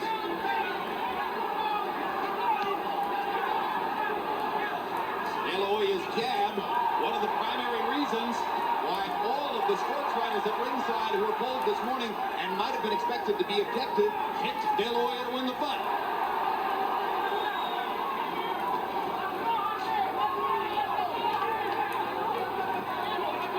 These guys got shoulders and forearms like super middleweights and light heavyweight. They don't up top. They look like big men. Vargas working with a nutritionist for the very first time in his career. Fernando's body has never looked this tight and cut up. De La Hoya has gotten stronger as he has filled out in weight. Crowd chanting for Vargas, but early on, it's been De La Hoya dominating the action. So far, De La Hoya consistently beating. I think if I A sensational left hook by De La Hoya. Again, he set it up with body punches. Vargas jumps up off the canvas. Look at him. There's so much desire in Fernando Vargas. But a better fighter is beating him now. This would be the most satisfying moment of Oscar De La Hoya's career if he could finish this guy. If he could make Fernando Vargas eat his words. If he could knock him out, and he does. Oscar De La Hoya has the most satisfying, the richest, the biggest, the most emotional win of his whole career. Fernando Vargas may have had a six-pack in his stomach. He did not have a six-pack in his chin.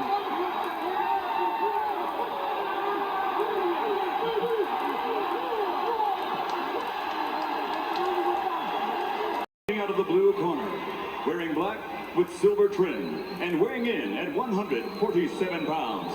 He brings a perfect professional record to the ring tonight, consisting of 34 bouts, 34 victories, with his punching power eliminating 32 of his opponents by knockout. This evening, he enters this contest as a former champion, having surrendered his lightweight crown by choice and fighting on to be the premier challenger of the welterweight division. Ladies and gentlemen, from Pomona, California, here is the undefeated former lightweight champion of the world, Sugar Shane Mosley.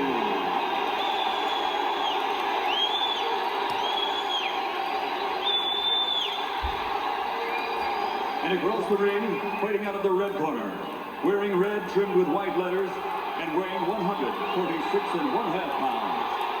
He captured Olympic gold in 1992, and now, as a professional, his record stands at 32 victories with only one loss, that by disputed decision.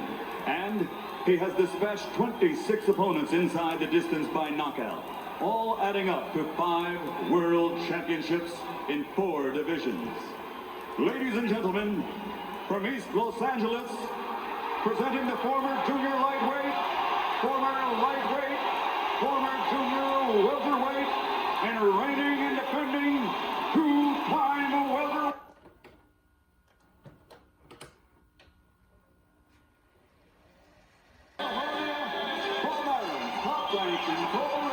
In association with Cedric Kushner Promotions, and your undisputed, undefeated King of Beers, Budweiser. Always proud to be your bud, along with TVKO, pay-per-view of HBO, present 12 rounds of boxing for the Welterweight Championship of the World. This bout is dedicated to the memory of Irving Rudd. Sanctioned by the California State Athletic Commission Chairman Manuel Cal Soto, Vice Chairman Elmer Costa, Commissioners Andrew Kim, Don Novi, and Al Duchenne. Also sanctioned by the IBA, President Dean Chance, and the WBC President Jose Sulaiman. The 3 judges at ringside assigned to score this bout on the 10-point must system are Lou Filippo, Pat Russell, and Marty Salmon. And when the bell rings, your referee in charge of the action, Dr. Lou Moret. And now, the 2 best welterweights in the world must step forward to embrace their destiny. From Staples Center, Los Angeles, California, ladies and gentlemen, let's get ready to rumble!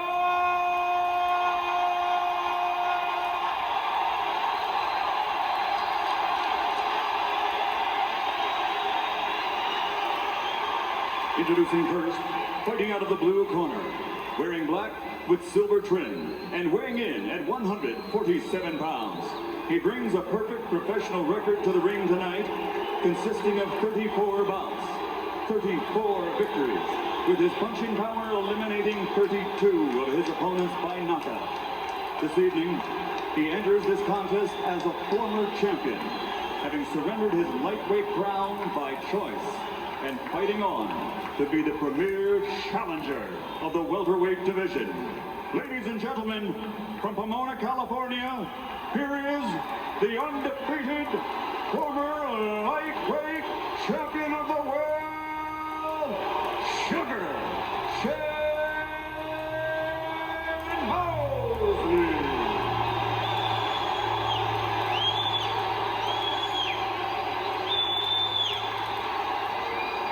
And across the ring, fighting out of the red corner, wearing red trimmed with white letters, and weighing 146 1/2 pounds. He captured Olympic gold in 1992, and now, as a professional, his record stands at 32 victories with only 1 loss, that by disputed decision. And he has dispatched 26 opponents inside the distance by knockout, all adding up to 5 world championships in 4 divisions. Ladies and gentlemen, from East Los Angeles, presenting the former junior lightweight, former lightweight, former junior welterweight, and reigning and defending 2-time welterweight champion of the world, the Golden Boy, Oscar De La Hoya. Who will be bolder? Who will be tougher? Both fighters have promised knockouts. Both fighters have promised aggression. Mosley was quoted on the cover of a boxing magazine saying, "It'll be like the first round of Hagler-Hearns." And Mosley comes out pounding away with a straight right hand. Good right hand by Mosley. Slinging it over the top. De La Hoya trying to get the jab going. Gets rocked by a jab. Got to understand that De La Hoya has become a great body puncher, so his hands are lower now. He intends to dig those left hooks in Shane Mosley's body. He should wait a while and stand up straight to protect himself before he aims his punches down. Mosley wrapping De La Hoya with 2 more quick right hands. Shane, the early aggressor, and quicker with his right hand in the early going. De La Hoya trying to get the jab started, and then as George pointed out, he'll look for opportunities to set up his left hook to the body. Mosley has a pretty good left hook to the body as well. Oscar's going to have to take the spin off of the left jab and just sort of point it at Shane Mosley, because if you spin it, you're going to miss. Just point it at him with your palms aimed to the floor. You won't miss as much, but as he's spinning it, it's going to cause him to do a lot of missing with the left jab. Perhaps the most important thing that's happened here so far is that De La Hoya has been hit by some pretty sharp punches, but keeps coming forward. This is what Shane Mosley would like. You land the best punches, move away a little bit, set up, and do it again. De La Hoya's left eye, which has swelled several times in fights, is pink already from the right-hand blows of Shane Mosley. And just as I say it, Mosley lands another one and another. Tries to whip the left uppercut inside. And that's what you have to deal with as a good seasoned professional. Mosley is beating him to the punch. Yeah, he's enthusiastic. And that's what you got to worry about. You got to match enthusiasm with him by doing the same thing back to him, making an even fight. Hoya with a little right hand inside as Mosley grabs his left arm. Shane standing right in front of De La Hoya, daring Oscar to try to stiffen him with his power. Now Mosley backs up and then comes straight forward again. Rips Oscar with the left hook.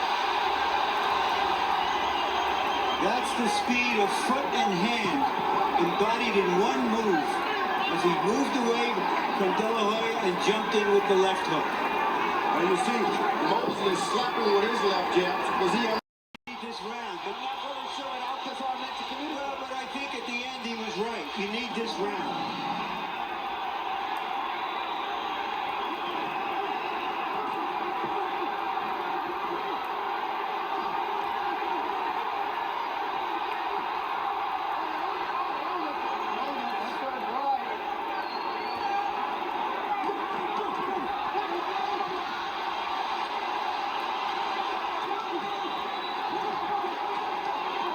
Nothing to say before now, George. No, it's all or nothing right now. This is a close fight. This is a close fight. Blood coming out of De La Hoya's take the fight. All right, there's going to be a delay now because of slipperiness on the body. Biggest fight ever. Big right hand by Mosley. Another big right hand by Shane. De La Hoya trying to make his left hook count. Mosley bombing away with the right. Both of them daring to be great. Both going for the knockout in a classic pitch battle. Crowd on its feet. 20,000 people standing and watching.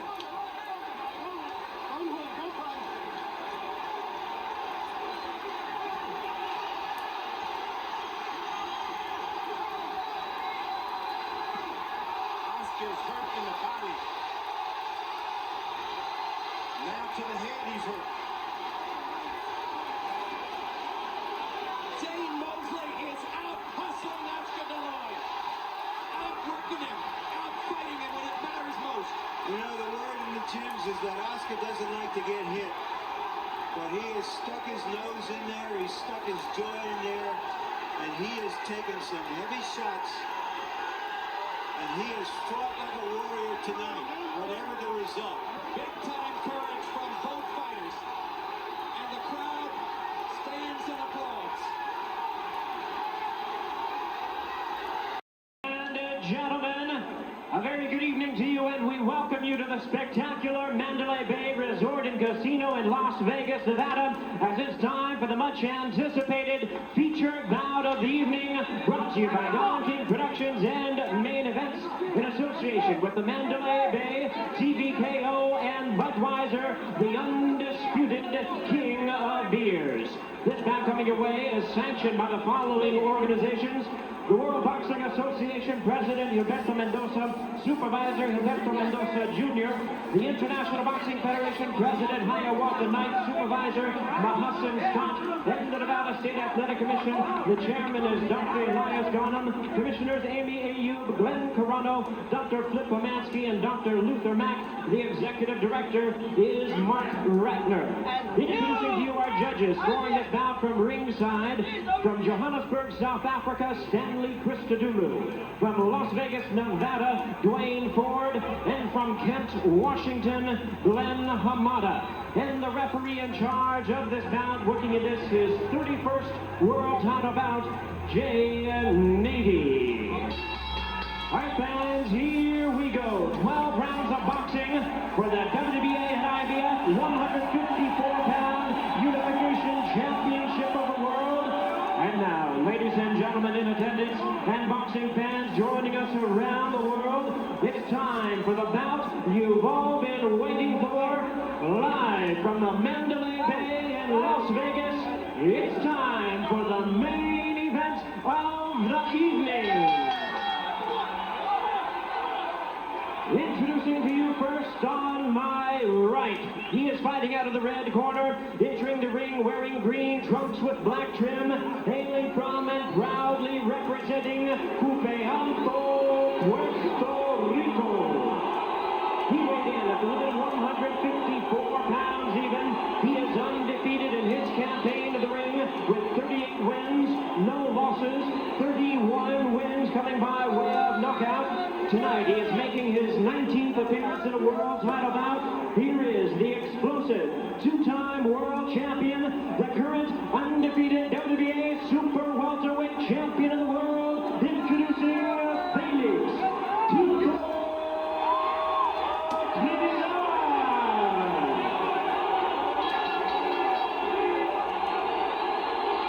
And his opponent across the ring, ready to fight on my left in the blue corner. He is wearing white trunks with red and green trim. He proudly represents his hometown of Oxnard, California. He weighed in the same as his opponent, 154 pounds. He also is undefeated at 20 wins, no losses, with 18 big wins coming by way of knockout.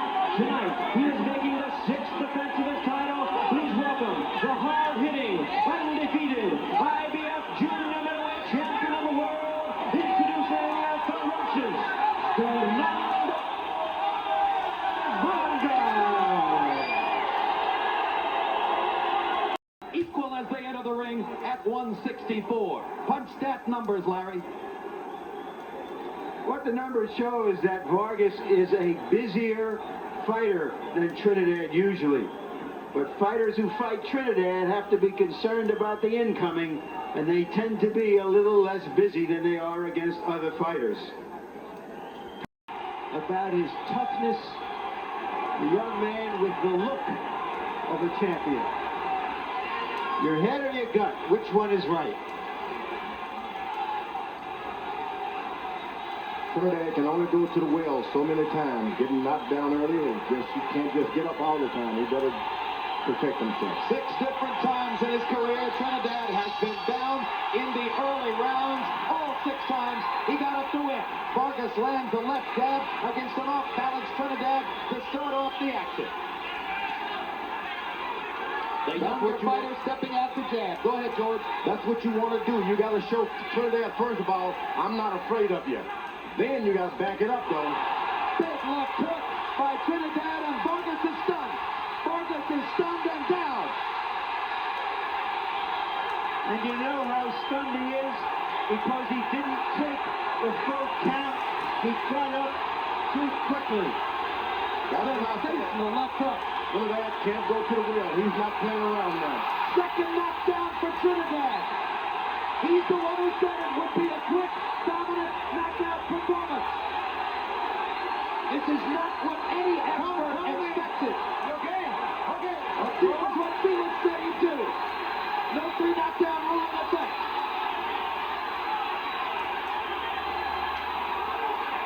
Vargas attempts to grab and hold, then backs away again. Manages to duck a couple of punches. seemingly getting his legs back under him now.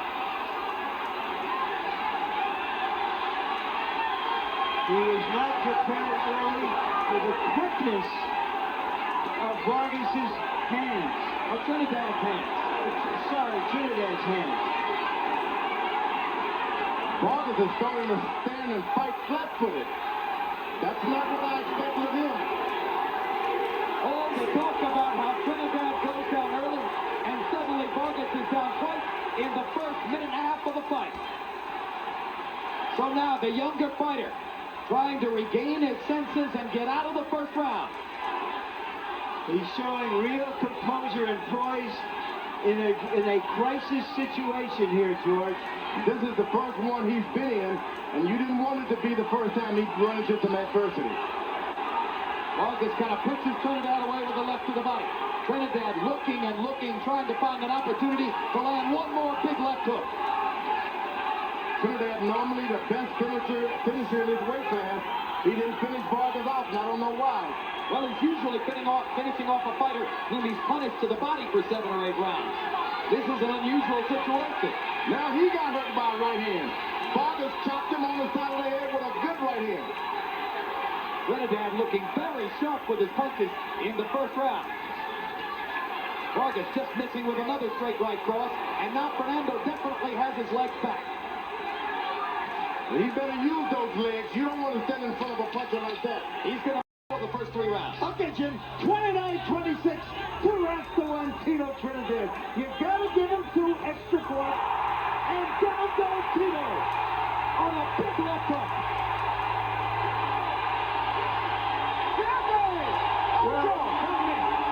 Whatever the score in the fight was before, it just changed. Here comes Trinidad to try to follow up. I mean, check it. Vargas to try to follow up. Well, Vargas has said that if he got Trinidad in trouble, he wasn't going to let him off the hook. He got another low blow. Second foul of the fight for Trinidad, and we'll see if Nady want to stay over there. He's got to protect it. Stay over there. Don't lean back to his left hook at all. Well, Fernando Vargas' left eye is beginning to swell dramatically, too, as a result of the right-hand punishment he took in the last round. So now it's Trinidad's right eye that's swelling. Vargas' left eye. And they stand and trade again. Trinidad with bigger power when they go face-to-face. Trinidad has been in this position in the latter rounds before. He's a long way from home. He's got to go for the knockout. You think Trinidad has to go for the knockout? He has to go for the knockout. When you're this far away from home, you just can't take any chances because you're going to win this thing on point. Yeah, but just remember, George, he got that close, controversial decision over Oscar De La Hoya right here. When some people thought that De La Hoya couldn't conceivably lose a decision in Vegas. Oh, to the body goes Trinidad with left hook. Right now, Trinidad appears to be the stronger of the two. And he's not backing up, throwing hard shots. One of the judges for this fight, Glenn Hamada, was also a judge for Trinidad De La Hoya, and he had that fight 114-114. You're looking at another extremely close fight tonight. And a one-point deduction for Vargas. And the Trinidad fans go wild. Remember, there have already been 2-point deductions against Trinidad. I think that was a make-up call by Nady. That should not. Passion, commitment, pride, and absolute determination all the time. Trying to match my will. That's what Felix Trinidad says to his opponents, and he's been saying it to Vargas down the stretch of this fight. He knows how to go forward, and he uses it. He's aggressive. Some fellas, they only do it when they have to go forward, but this Trinidad is a go-forward puncher. He takes your heart, George. He takes your heart. He hasn't taken Vargas' heart yet, but that would be hard to do. Vargas has a ton of heart. Just remember, guys, this fight was almost over in the first minute, and he has to chew it again in this last round to pull it out. But Felix Trinidad has been outlanding Vargas down the stretch, and with bigger firepower most of the time. Harold Letterman, how do you have it going to the final? Okay, Jim, I absolutely agree with you on that power towards the end of the fight. 6-4, 1 even, 103, 100. Felix Tito Trinidad. Jim, there's no question. And in the last 4 rounds, Tito Trinidad goes down goes Vargas on a big left hook. And up he gets in 2 seconds. And now it's abundantly clear. Fernando Vargas must score a knockout or he's lost this fight. Down goes Fernando again. He's seriously hurt. He doesn't have his wits about him. He is reacting simply from instinct and courage. He's out of it. He can't see Trinidad. He's about to get knocked out. Barring a miracle here, it's going to be a closing knockout for Tito. Fernando trying to survive. Fires a couple of punches. And holds on like a skilled veteran. He's a veteran. And under the third right hand, the third knockdown of the round. A huge victory for Tito Trinidad. He closes the show like the champion he is. Grand Casino Hotel, the city of entertainment here in the city of Las Vegas, Nevada, where tonight Univision Sports is proud to present, in association with Main Events and Corona Extra, 12 rounds of boxing, world-class boxing in the welterweight division. Sanctioned by the Nevada State Athletic Commission, this bout is dedicated to the memory of Phil Berger and Bob Waring. The 3 judges assigned to ringside, scoring this bout on the 10-point must system will be Chuck Jampa, Dave Moretti, and Paul Smith. And when the bell rings, your referee in charge of the action, Jay Nady. And now, for the thousands in attendance here at the MGM Grand and the millions watching around the world on HBO. Ladies and gentlemen, let's get ready to rumble!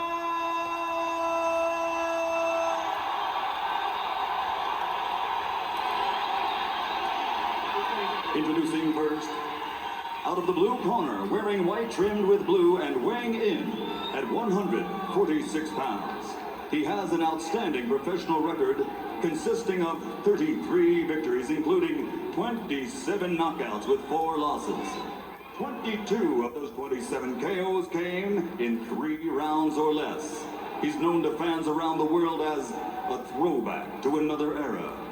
With his heart, ferocious punching power, and sheer determination, he is recognized as the ultimate blood and guts warrior. Ladies and gentlemen, here is the pride of Jersey City, New Jersey, the former junior lightweight champion of the world, Arturo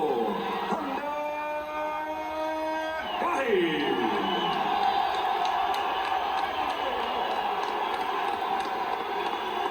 Across the ring, fighting out of the red corner, wearing burgundy, trimmed with gold, and weighing in at 147 pounds. He captured Olympic gold in 1992, and now, as a professional in 34 bouts, he has 32 victories, including 26 knockouts.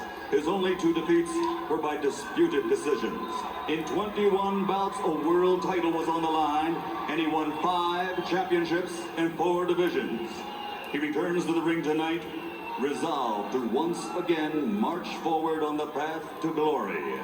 Ladies and gentlemen, from East LA, presenting the 5-time champion of the world, the Golden Boy, Oscar.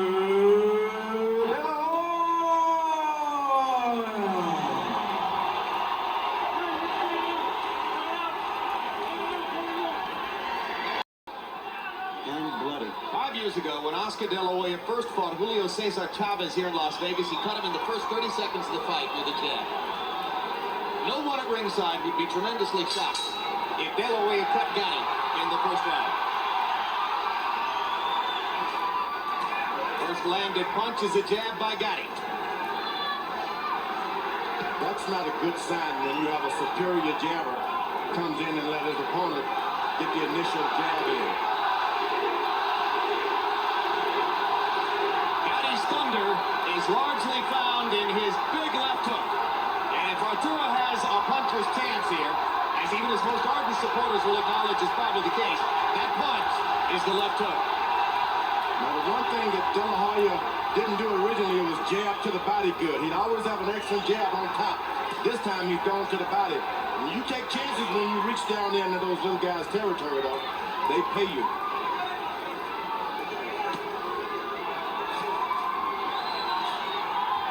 Against 130 and 135-pound fighters, Gatti always looked bigger and stronger than his opponents. Now, for the first time, he faces off against a man naturally larger than himself. You think about it, Oscar De La Hoya is moving his head, bobbing and weaving. He's got the height advantage. You don't want that. Right hand for De La Hoya. Floyd Mayweather Jr. promises that Oscar will make his seemingly underdeveloped right hand into a much bigger weapon in this phase of his career. Gatti has always been vulnerable to the right hand, Jim. Angelman Freddie hurt Gatti with the right hand early, and that punch ultimately led to Gatti's demise. Big left hook by Gatti. The first thing I notice is that Gatti is doing more ducking and head movement to avoid the jab, and that's why De La Hoya has been unable to establish it as yet. And the problem with that is De La Hoya is bending his knees to try to jab. You don't want to give up your height advantage to a puncher. Let him reach and miss up on top. Don't be down there where he wants you.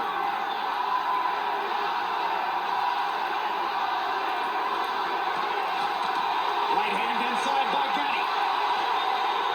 De La Hoya flicked him with the left.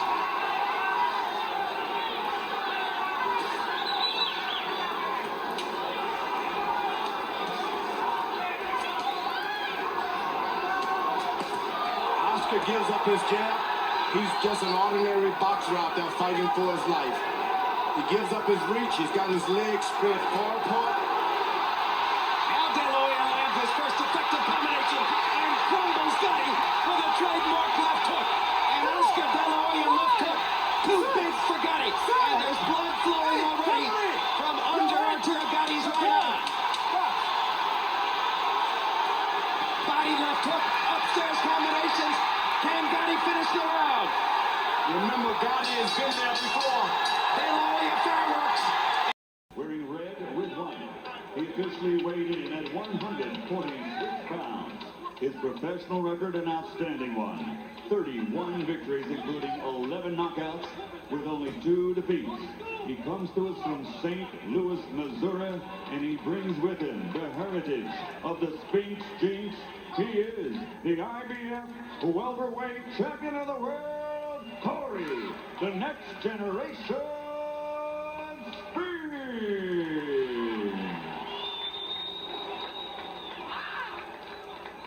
And his opponent across the ring, wearing black trimmed with white, he officially weighs 146 pounds.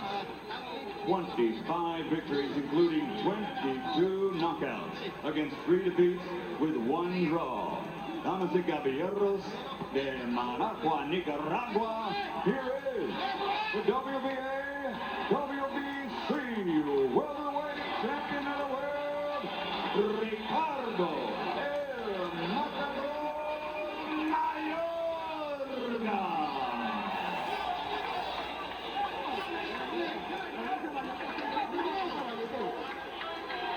So what's left then is to get it on, and Mayorga.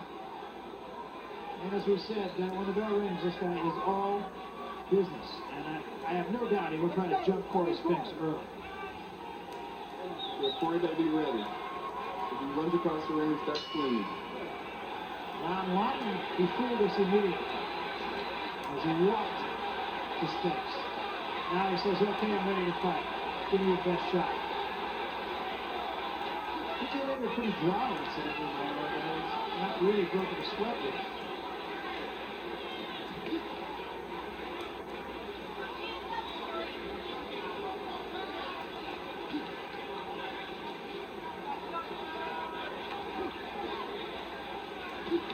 Circling, gonna have to have a lot of movement.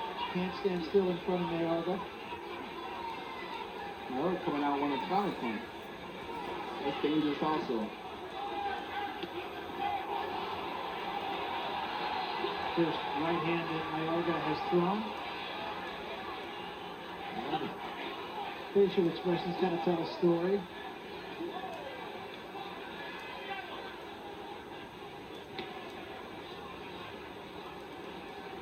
For him to keep that jab out there. Just a little short as Spinks got out of there. Be a good idea for Spinks to not try to exchange with Mayorga.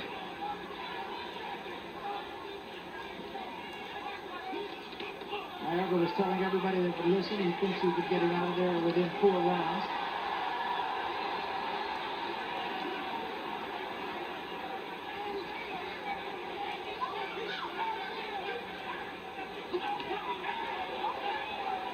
Mayorga throws punches in such a weird angle. Sometimes it's hard to slip. Yeah, as you said earlier, he's a guy, it's very hard to really look good or look sharp against him because he's so unorthodox. And he's hard to train for it too, because you don't know what to expect in the fight. There's a good left hand right by Mayorga. That hurts Spinks. That's a slip. But the left hand clearly got Spinks' attention.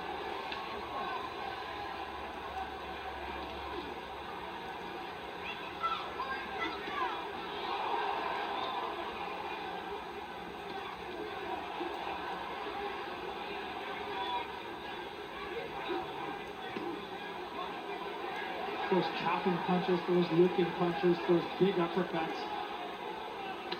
There's one right there. And the right hand at the top of the head. Forrest Spinks doing a nice job of staying relaxed.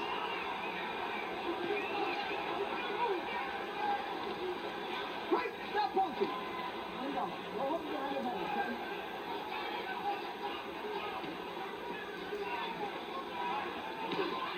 Quick attack from Spinks. Very quick-handed fight. Ladies and gentlemen, let's get ready to rumble!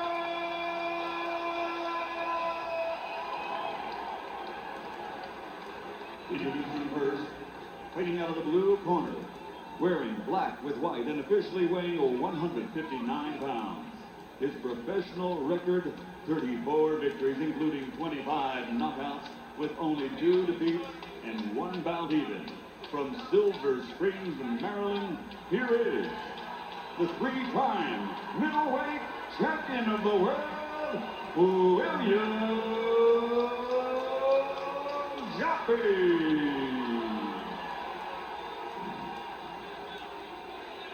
And his opponent across the ring, fighting out of the red corner, wearing white with blue trunks, his official weight, 160 pounds. He brings a professional record to the ring consisting of 42 victories, including 31 knockouts, with only 2 defeats and 1 bout even. From the city of brotherly love, Philadelphia, Pennsylvania, presenting the reigning, defending, undisputed middleweight champion of the world, and honor, the executioner, Hopkins.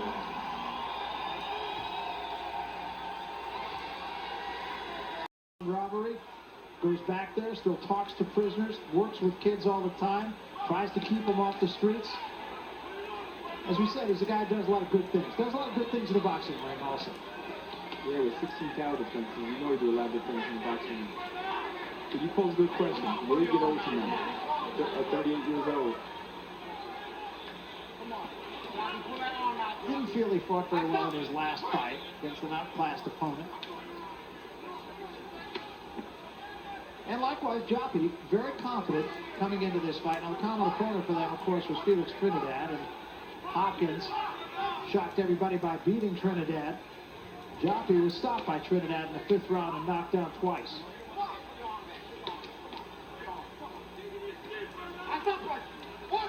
But now Hopkins is one of the guys that can adapt to any style. When he fought Keith Holmes, he banged out a 12-round decision. He come back the next fight Felix Trinidad and outboxing and stopped him in the later part of the fight. So he can adapt to anything. But William Gatti looked determined tonight. Both these guys in very good condition. Hopkins wants to crowd Gatti here. Gatti seems content right now to fight that fight.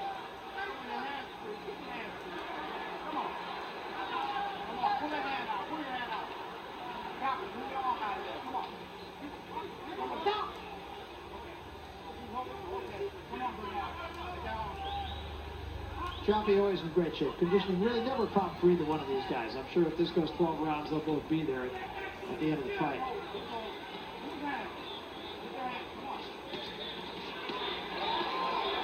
The uppercut that slipped in by Hopkins. Larry Hopkins like he's trying to make it a rough fight. He's coming forward.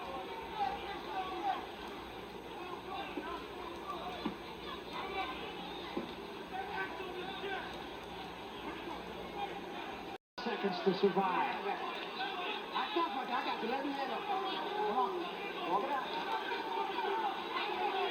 Steps back, takes a deep breath. The look of a beaten fighter. Hopkins again, right on the attack.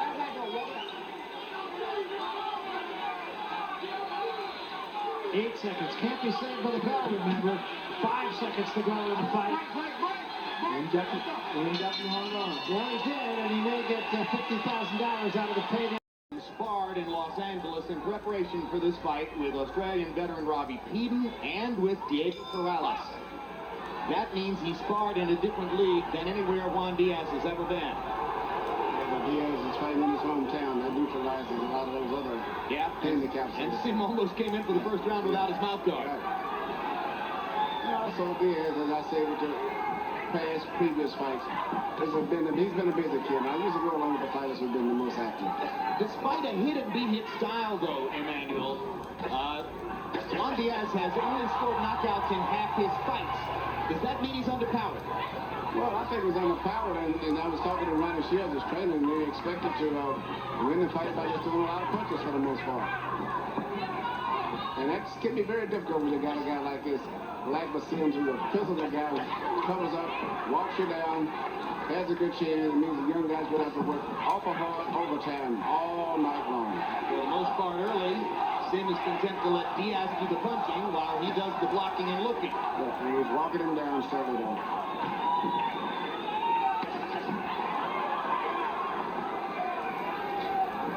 Diaz wants to throw 80 to 100 punches per round, firing to the body and the head. He's particularly proud of his body attack, which he thinks breaks down opponents. Well, I don't think his body attack may be that effective now. I think what he's doing right now is what he should do. Working his jab, which seems to work really good effectively between Sims' gloves. And hopefully try to bust up his face some. If he can take a good punch, at least try to bust his skin up more. And that's what he's got to watch, that short right hand that Sims shoots when he gets close to him. They trade body shots. Diaz is able to throw more punches. He lands 2 big ones upstairs.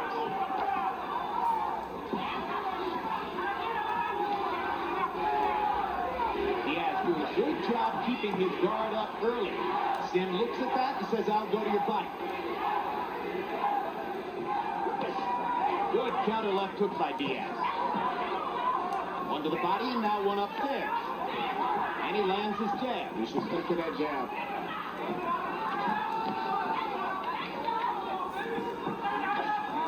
Good footwork by Diaz.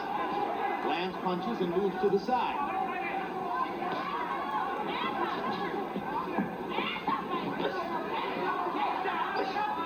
And this is the way you should continue to fight. Combinations in and out and moving around.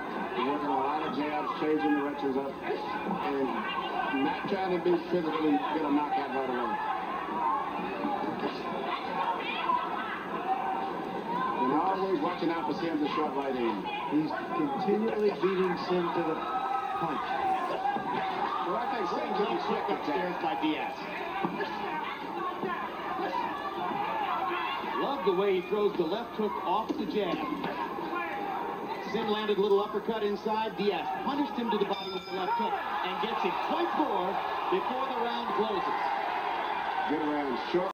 The thousands in attendance here in Houston, Texas, and the millions watching around the world.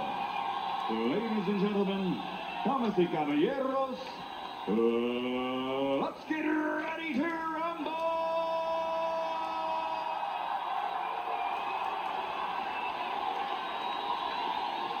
Introducing first, fighting out of the blue corner, wearing light blue trimmed with dark blue and officially weighing in at 134 3/4 pounds. His professional record, a perfect one, consisting of 24 bouts, 24 victories, including 12 knockouts, Here is the challenger from Houston, Texas, the undefeated Juan, the baby boy Diaz.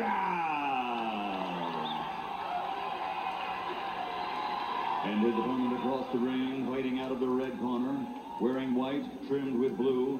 His official weight, 135 pounds. His professional record stands at 19 victories, including 16 knockouts, with only 3 defeats and 1 bout even. From Ulaanbaatar, Mongolia, presenting the reigning, defending WBA lightweight champion of the world, Akbase.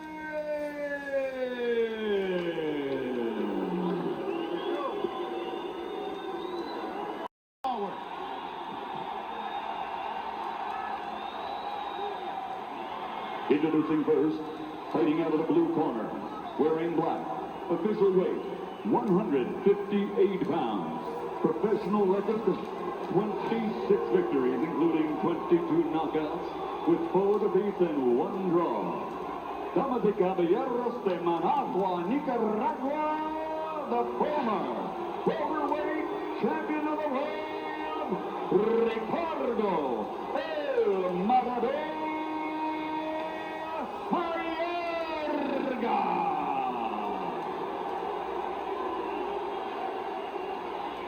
And his opponent across the ring, fighting out of the red corner, wearing burgundy, official weight, 157.75 pounds, professional record, 31 victories, including 34 knockouts, with only 1 defeat. He is the former welterweight, former super welterweight, and former middleweight champion of the world. Damas y caballeros, ocupa alto Puerto Rico, Feliz Tito Trinidad.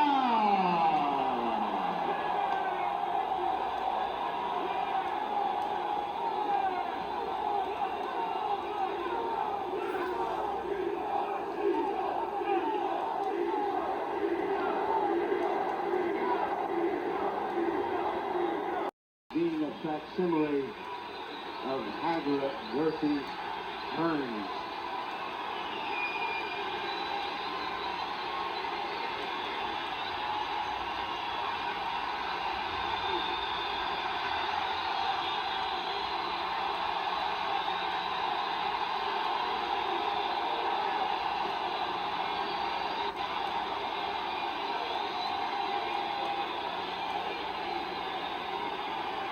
It has taken quite some time to clear the ring, and because of all the pageantry, a great deal of time since the fighters entered the ring. In fact, Roy Jones, Ricardo Mayorga, has been in the ring for 14 minutes now before the first bell sounds.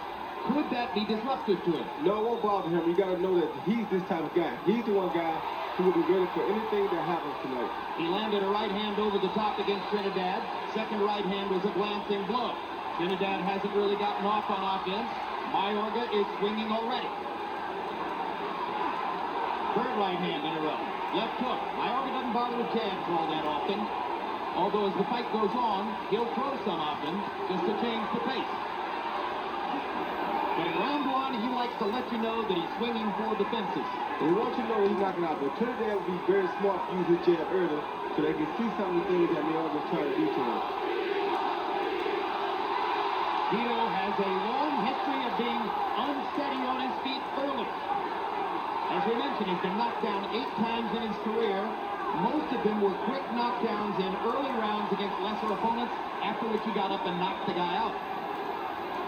Here, he looks particularly unsteady on his feet. Mayorga doing most of the throwing. Felix doing some defending, but some catching. 2 body shots for Mayorga. Right hand over the top, and another. Trinidad just trying to get out of the first round and survive Mayorga's onslaught for the moment. Now Felix offers a left hand, taking advantage of a counterpunch opportunity. Mayorga looks as though he's just going to keep on coming. Oh, he is. He's definitely going to keep coming. Good right hand by Tito. Hard right hand lands on the button. Tito managed to take it. There's another one. What about the impact of Mayorga's punches, Roy? Yeah, definitely having an effect. But this is his first time at middleweight, so. Now he takes Trinidad's left hook. And this is a Mayorga tactic. He drops his hands and says, come on, hit me. Did it with Forrest, does it here with Tito Trinidad. He also told us it was a trick because when you can see the punches coming, you can take it.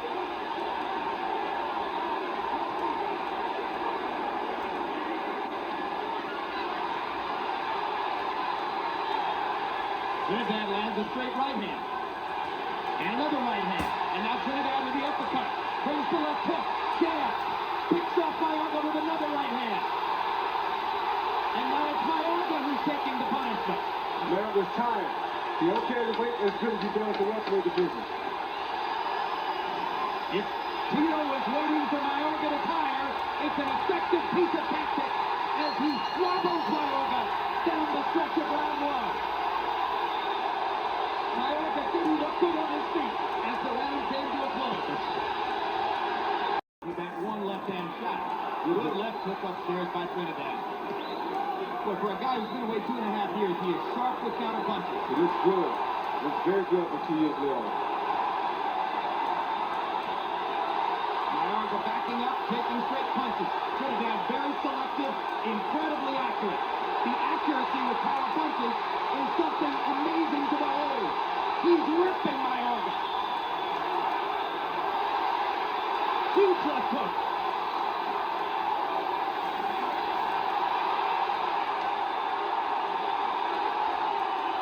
And now Mayorga begins to hold. A sure sign that he's taking more punishment than he wants. 10 seconds to go in the round. And Trinidad pulls his hand and tries to finish. Huge cut under Mayorga's left eye. 19,000 people on their feet. Trinidad comes back. Mayorga's on the canvas a second time. Never on the canvas before, twice in this round. Brother was all the way up on the top rope in the neutral corner. Now he has to climb back down. I told him 5 shots to do it, Jim. No pre-knockdown rule in effect.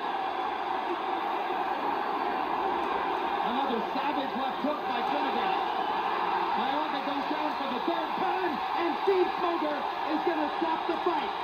Very smart call. Stop the fight knockout. a few seconds before the 9th round. Yeah, I don't like to keep talking about the 9th round.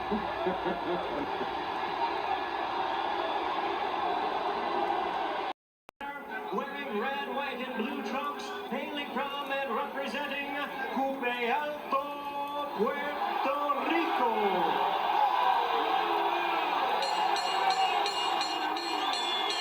He weighed in at 158.5 pounds. He is undefeated in his campaign in the ring with 40 wins, no losses, 33 wins coming by way of knockout. Here is the 5-time world champion in 3 weight divisions, the current WBA middleweight champion of the world. Ladies and gentlemen, please welcome El Gran Campeón Puertorriqueño, introducing Felix Tito Trinidad.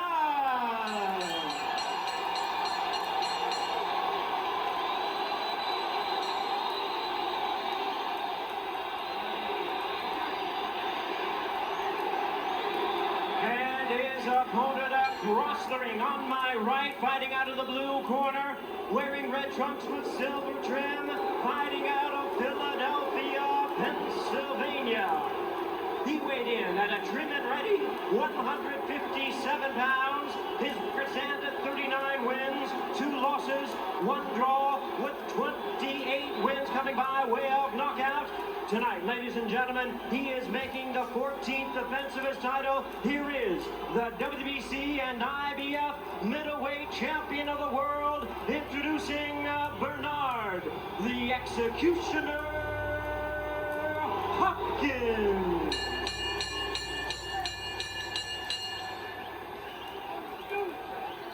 Once again, a referee in charge, Steve Smoger, now to give instructions.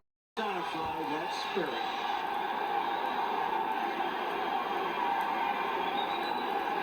Guys, you got to back up so he can see. Back.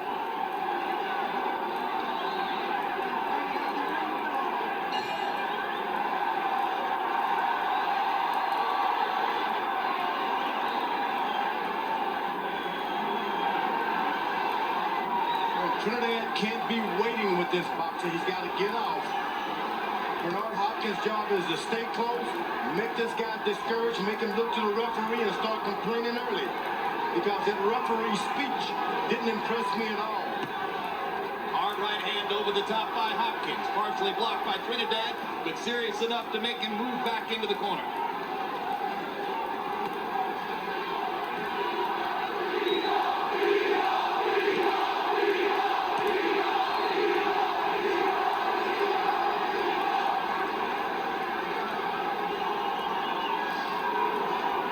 Overwhelmingly in favor of Trinidad, as they demonstrated in pre-fight pageantry. Trinidad likes to have room when he throws his punches. It's up to Hopkins to stay close as he can. Hopkins prizes his skills as an in-fighter. Many experts expect that Hopkins at some point will try to get up into Trinidad's hip and take away his punching range. And he hasn't done that yet. The old saying is, Oscar De La Hoya moved, I'm going to move. But yet, that's not the way to fight Trinidad, because you lose energy as the rounds go on. As De La Hoya learned. They trade jabs through much of round one. Biggest blows so far, a Hopkins right hand over the top. Trinidad like to stay paused with his, on the ball of his right foot and just throw it, leave with that right hand. You always compare him to a sprinter, the way he gets up on that front foot. He's on the mark. And Hopkins' job is to keep him off the mark. Trinidad lands a left hook as Hopkins backs away from their first chest-to-chest link. Hopkins tries to go inside again, working to try to get at Trinidad's body.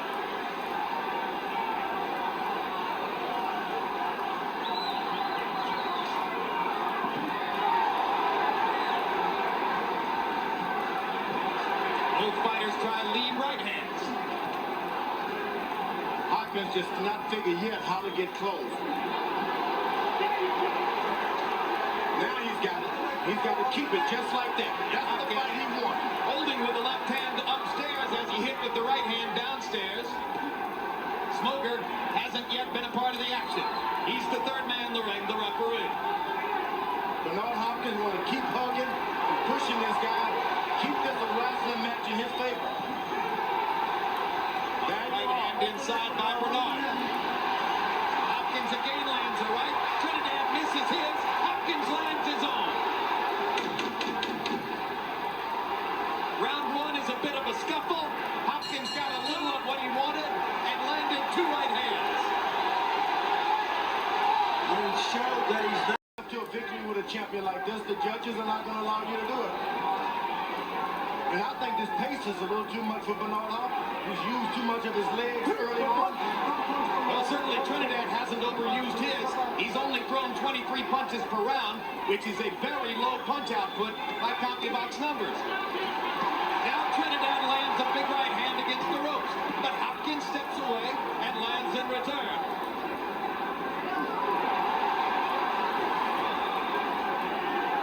Remember Trinidad's amazing stamina. Hopkins lands a right, Trinidad lands a left. Felix is a marathon runner who builds the tempo from round to round, and he's trying to build it with the left hook right here. Four straight left hands by Trinidad. Hopkins blocked almost every one of those punches.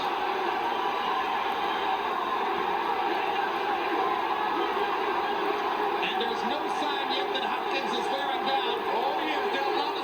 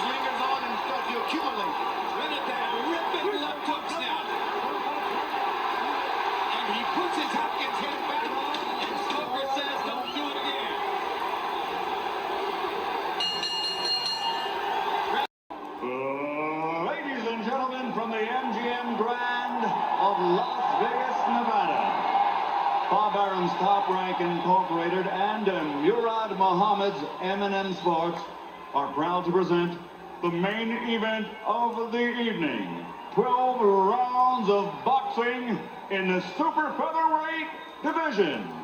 Brought to you in association with Corona Extra and HBO pay-per-view, sanctioned by the Nevada State Athletic Commission Chairman Skip Avancino Jr., Executive Director Mark Ratner. At ringside, the 3 judges scoring this contest on the 10-point system will be Chuck Jampa, Dave Moretti, and Paul Smith. And when the bell rings, your referee in charge of the action, Joe Cortez. And now, ladies and gentlemen, from the MGM Grand of Las Vegas, this is the moment we've all been waiting for. Let's get ready to rumble!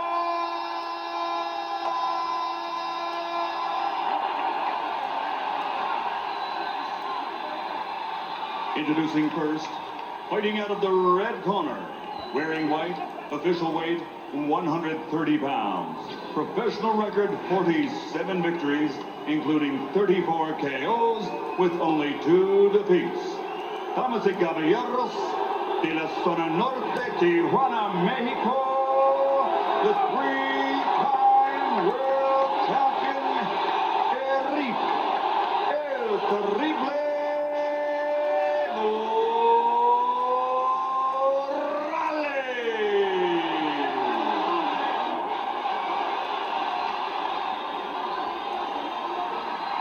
And his opponent across the ring, fighting out of the blue corner, wearing red with flame. Official weight, 129.5 pounds. Professional record, 39 victories, including 30 knockouts, with only 2 defeats and 2 bouts even. From General Santos City, the Philippines, the 3-time champion of the world, Manny Pacquiao.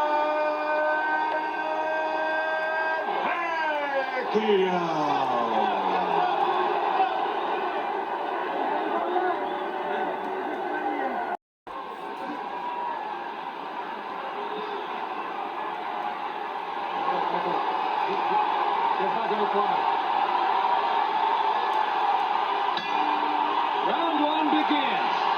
Eric Morales says that he watched tapes of Manny Pacquiao's fight with Juan Manuel Marquez last year 8 different times. Let's see if that's properly prepared him for the speed and left-hand power of Pacquiao, which have been devastating and shocking to many opponents in the first round. For his part, Pacquiao's trainer Freddie Roach says he's been too left-hand dominant. To beat Morales, he'll have to use his lead hand, his right hand, more and better. Pacquiao gets in the first little punch of the fight, a quick jab. Morales, if he watched the fight with Manuel Marquez, he knows that his best out is to take Pacquiao in that deep water. Because he came out and blew Marquez way right away, but Marquez was able to bring himself back into the fight in the late round. And that's where Eric is looking to do more than likely. Clearly, Pacquiao has respect for Morales, whom he has not assaulted as freely and openly as he did Marquez and Barrera in the opening seconds of the fight. Morales starts out with a right hand to the body that just missed. Pacquiao got that left hand in down the chute, but nowhere near the same shocking power that he demonstrated against Marquez.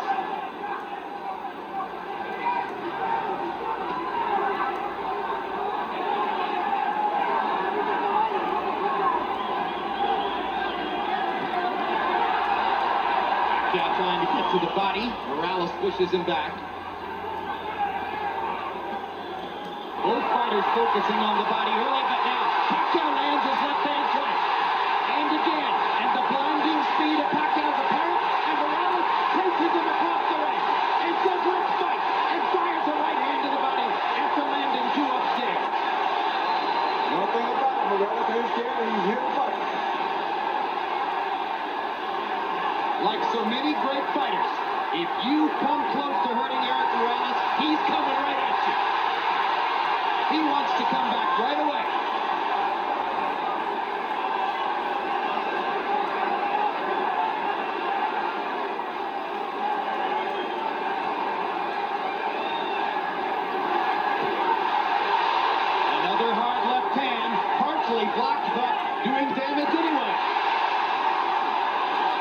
Morales very wary about Pacquiao's left-hand power. Pacquiao doing some good work to the body, which we haven't always seen him do. And he lands a right hand upstairs. Morales is hurt. Your body's hurt. You hurt right off your body. Really bad. So the power is showing up as Morales wobbles away and then turns around and fires a combination to pin Pacquiao back against the ropes. And already in round one, we see the seesaw action that everybody anticipated. Talk about living up to expectations. We go to the 10th of the scheduled 12 in a fight that may be 5 rounds to 4 either way. Power shots in the 9th round. Pacquiao landed 17, appeared to win the round. And Eric Morales and Manny Pacquiao are headed down the stretch of a classic. Harold, how do you have it to this point? Okay, Jim. 87, 84, 6 rounds to 3. Eric Morales. Jim, I gotta tell you something. After that cut in round 5, I thought Eric Morales virtually swept the fight until the 9th, which Pacquiao won. Without question, Eric Morales tried to get a very smart fight, just like he is now, kept him at the proper distance, and Manny Pacquiao just didn't get inside enough to do enough damage until round 9, which he absolutely won. I have it 5 rounds to 4 for Morales. I think it could easily be 5 rounds to 4 for Pacquiao. One thing I think Rose told Pacquiao in the corner that was very smart was to put the pressure on Morales, because if there are any effects from the Barrera fight, they will show it now that he's fatigued. Some people thought that Eric Morales was coming back too fast after a big fight with Marco Antonio Barrera, that it was too much too soon. But again, born in a boxing gym, has had an extremely active career, loves to fight, probably less susceptible to that problem than most. They're still trading, and it's going to get hot again down the stretch. What a right hand by Morales. Pacquiao's in trouble. Morales wobbled him with that right. Let's see if Eric can finish his man. Pacquiao with a blistering right. He's got his legs back. We're in Barrera Morales. Lost territory here. Pacquiao's mouthpiece is out. Morales better be very careful here. He's trying to get him, but he better be very careful. And Pacquiao is fighting back like a madman. I think it's Pacquiao's mouthpiece. Yeah, it's Pacquiao's mouthpiece, but like that. Look at Pacquiao strafing Morales with left hands, even while fighting without the mouthpiece. And now Morales gets his shot. Joe Cortez can't find a low. Time. Finally. Ladies and gentlemen, from the Mandalay Bay Resort Casino of Las Vegas, Oscar De Loya's Golden Boy Promotions and Main Events are proud to present the featured bout of the evening, 12 rounds of boxing in the junior middleweight division. Sponsored by Rockstar Energy Drink, party like a rock star, and presented in association with HBO Pay-Per-View. Sanctioned by the Nevada State Athletic Commission, Chairman Skip Avancino Jr., Executive Director Mark Ratner. The 3 judges at ringside scoring this contest on the 10-point system are Chuck Jampa, Patricia Morse-Jarman, and Paul Smith. And when the bell rings, your referee in charge of the action, Joe Cortez. And now, with dedication to all the men and women now serving in harm's way with the armed forces, from the Mandalay Bay of Las Vegas, ladies and gentlemen, let's get ready to rumble!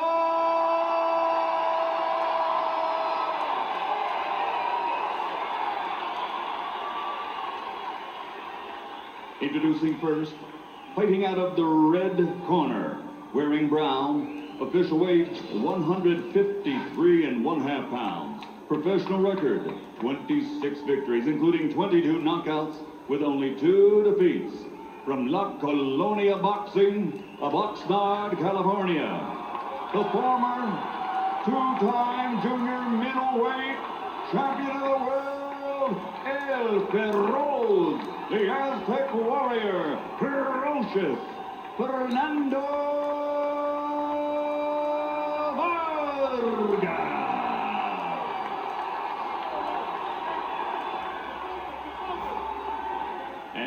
gentlemen, across the ring, fighting out of the blue corner. Wearing blue, trimmed with silver, official weight, 152 pounds. His professional record, 41 victories, including 35 knockouts, with 4 defeats. From Pomona, California, the former lightweight world champion, former welterweight world champion, and former junior middleweight champion of the world, Sugar Shane Mosley.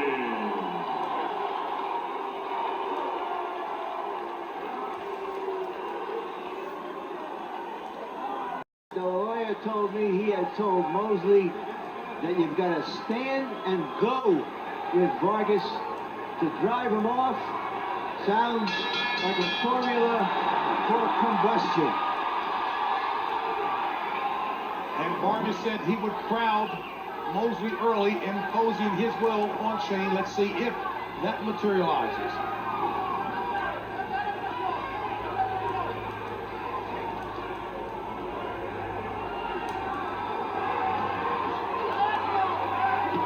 Action right off the bat. Well, you know, Shane is using more of a probe like with his left hand, a filler, just to keep him at a distance. Not a real hard jab. But Fernando is just trying to bore himself in, and I think the fight's going to get very explosive very early. But Shane is not the type of guy that's going to let anyone just run him down. He moved a lot in the second fight with Bernard Forrest, but I don't think that's going to be the case today. Vargas indicated this would not be the defensively oriented fight we've seen the last couple of fights. Mosley very confident in his conditioning, saying he's prepared for whatever may come his way. All right, Paul, with their help, on the other side.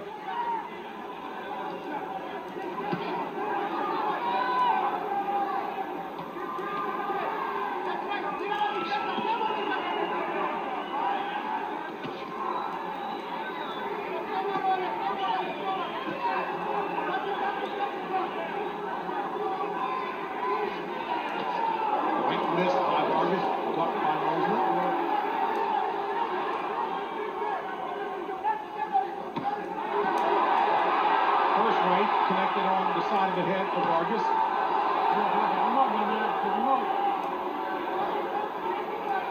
This is the kind of controlled aggression that Vargas showed through his best fights.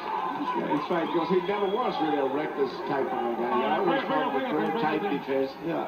You know, and I think the style of his fight now is going back to what he used to be, but it seems to be just a little spit stopping slower than he was a few years ago. That's the only difference. He is getting beaten to the punch by Mosley. Yeah, there were those who were wondering whether or not the defensively oriented style of Vargas was because of the back problems that he was having. Larry indicated that he would be taking an anti-inflammatory Vargas before the fight. Yeah. He said in his last 2 fights that because of his back problems and his conditioning problems, he had to fight at a slower pace. But he's not giving himself any excuses tonight. It's a lot of health issues that Vargas has he's bringing into the fight that has been a big question marks in my mind. The back, the excessive weight gain, up and down fluctuation, plus the physical damage that he's taken in those 2 fights, particularly with Trinidad and De La Hoya. Having fought the best of the year at only age 28. That's the end of round 1.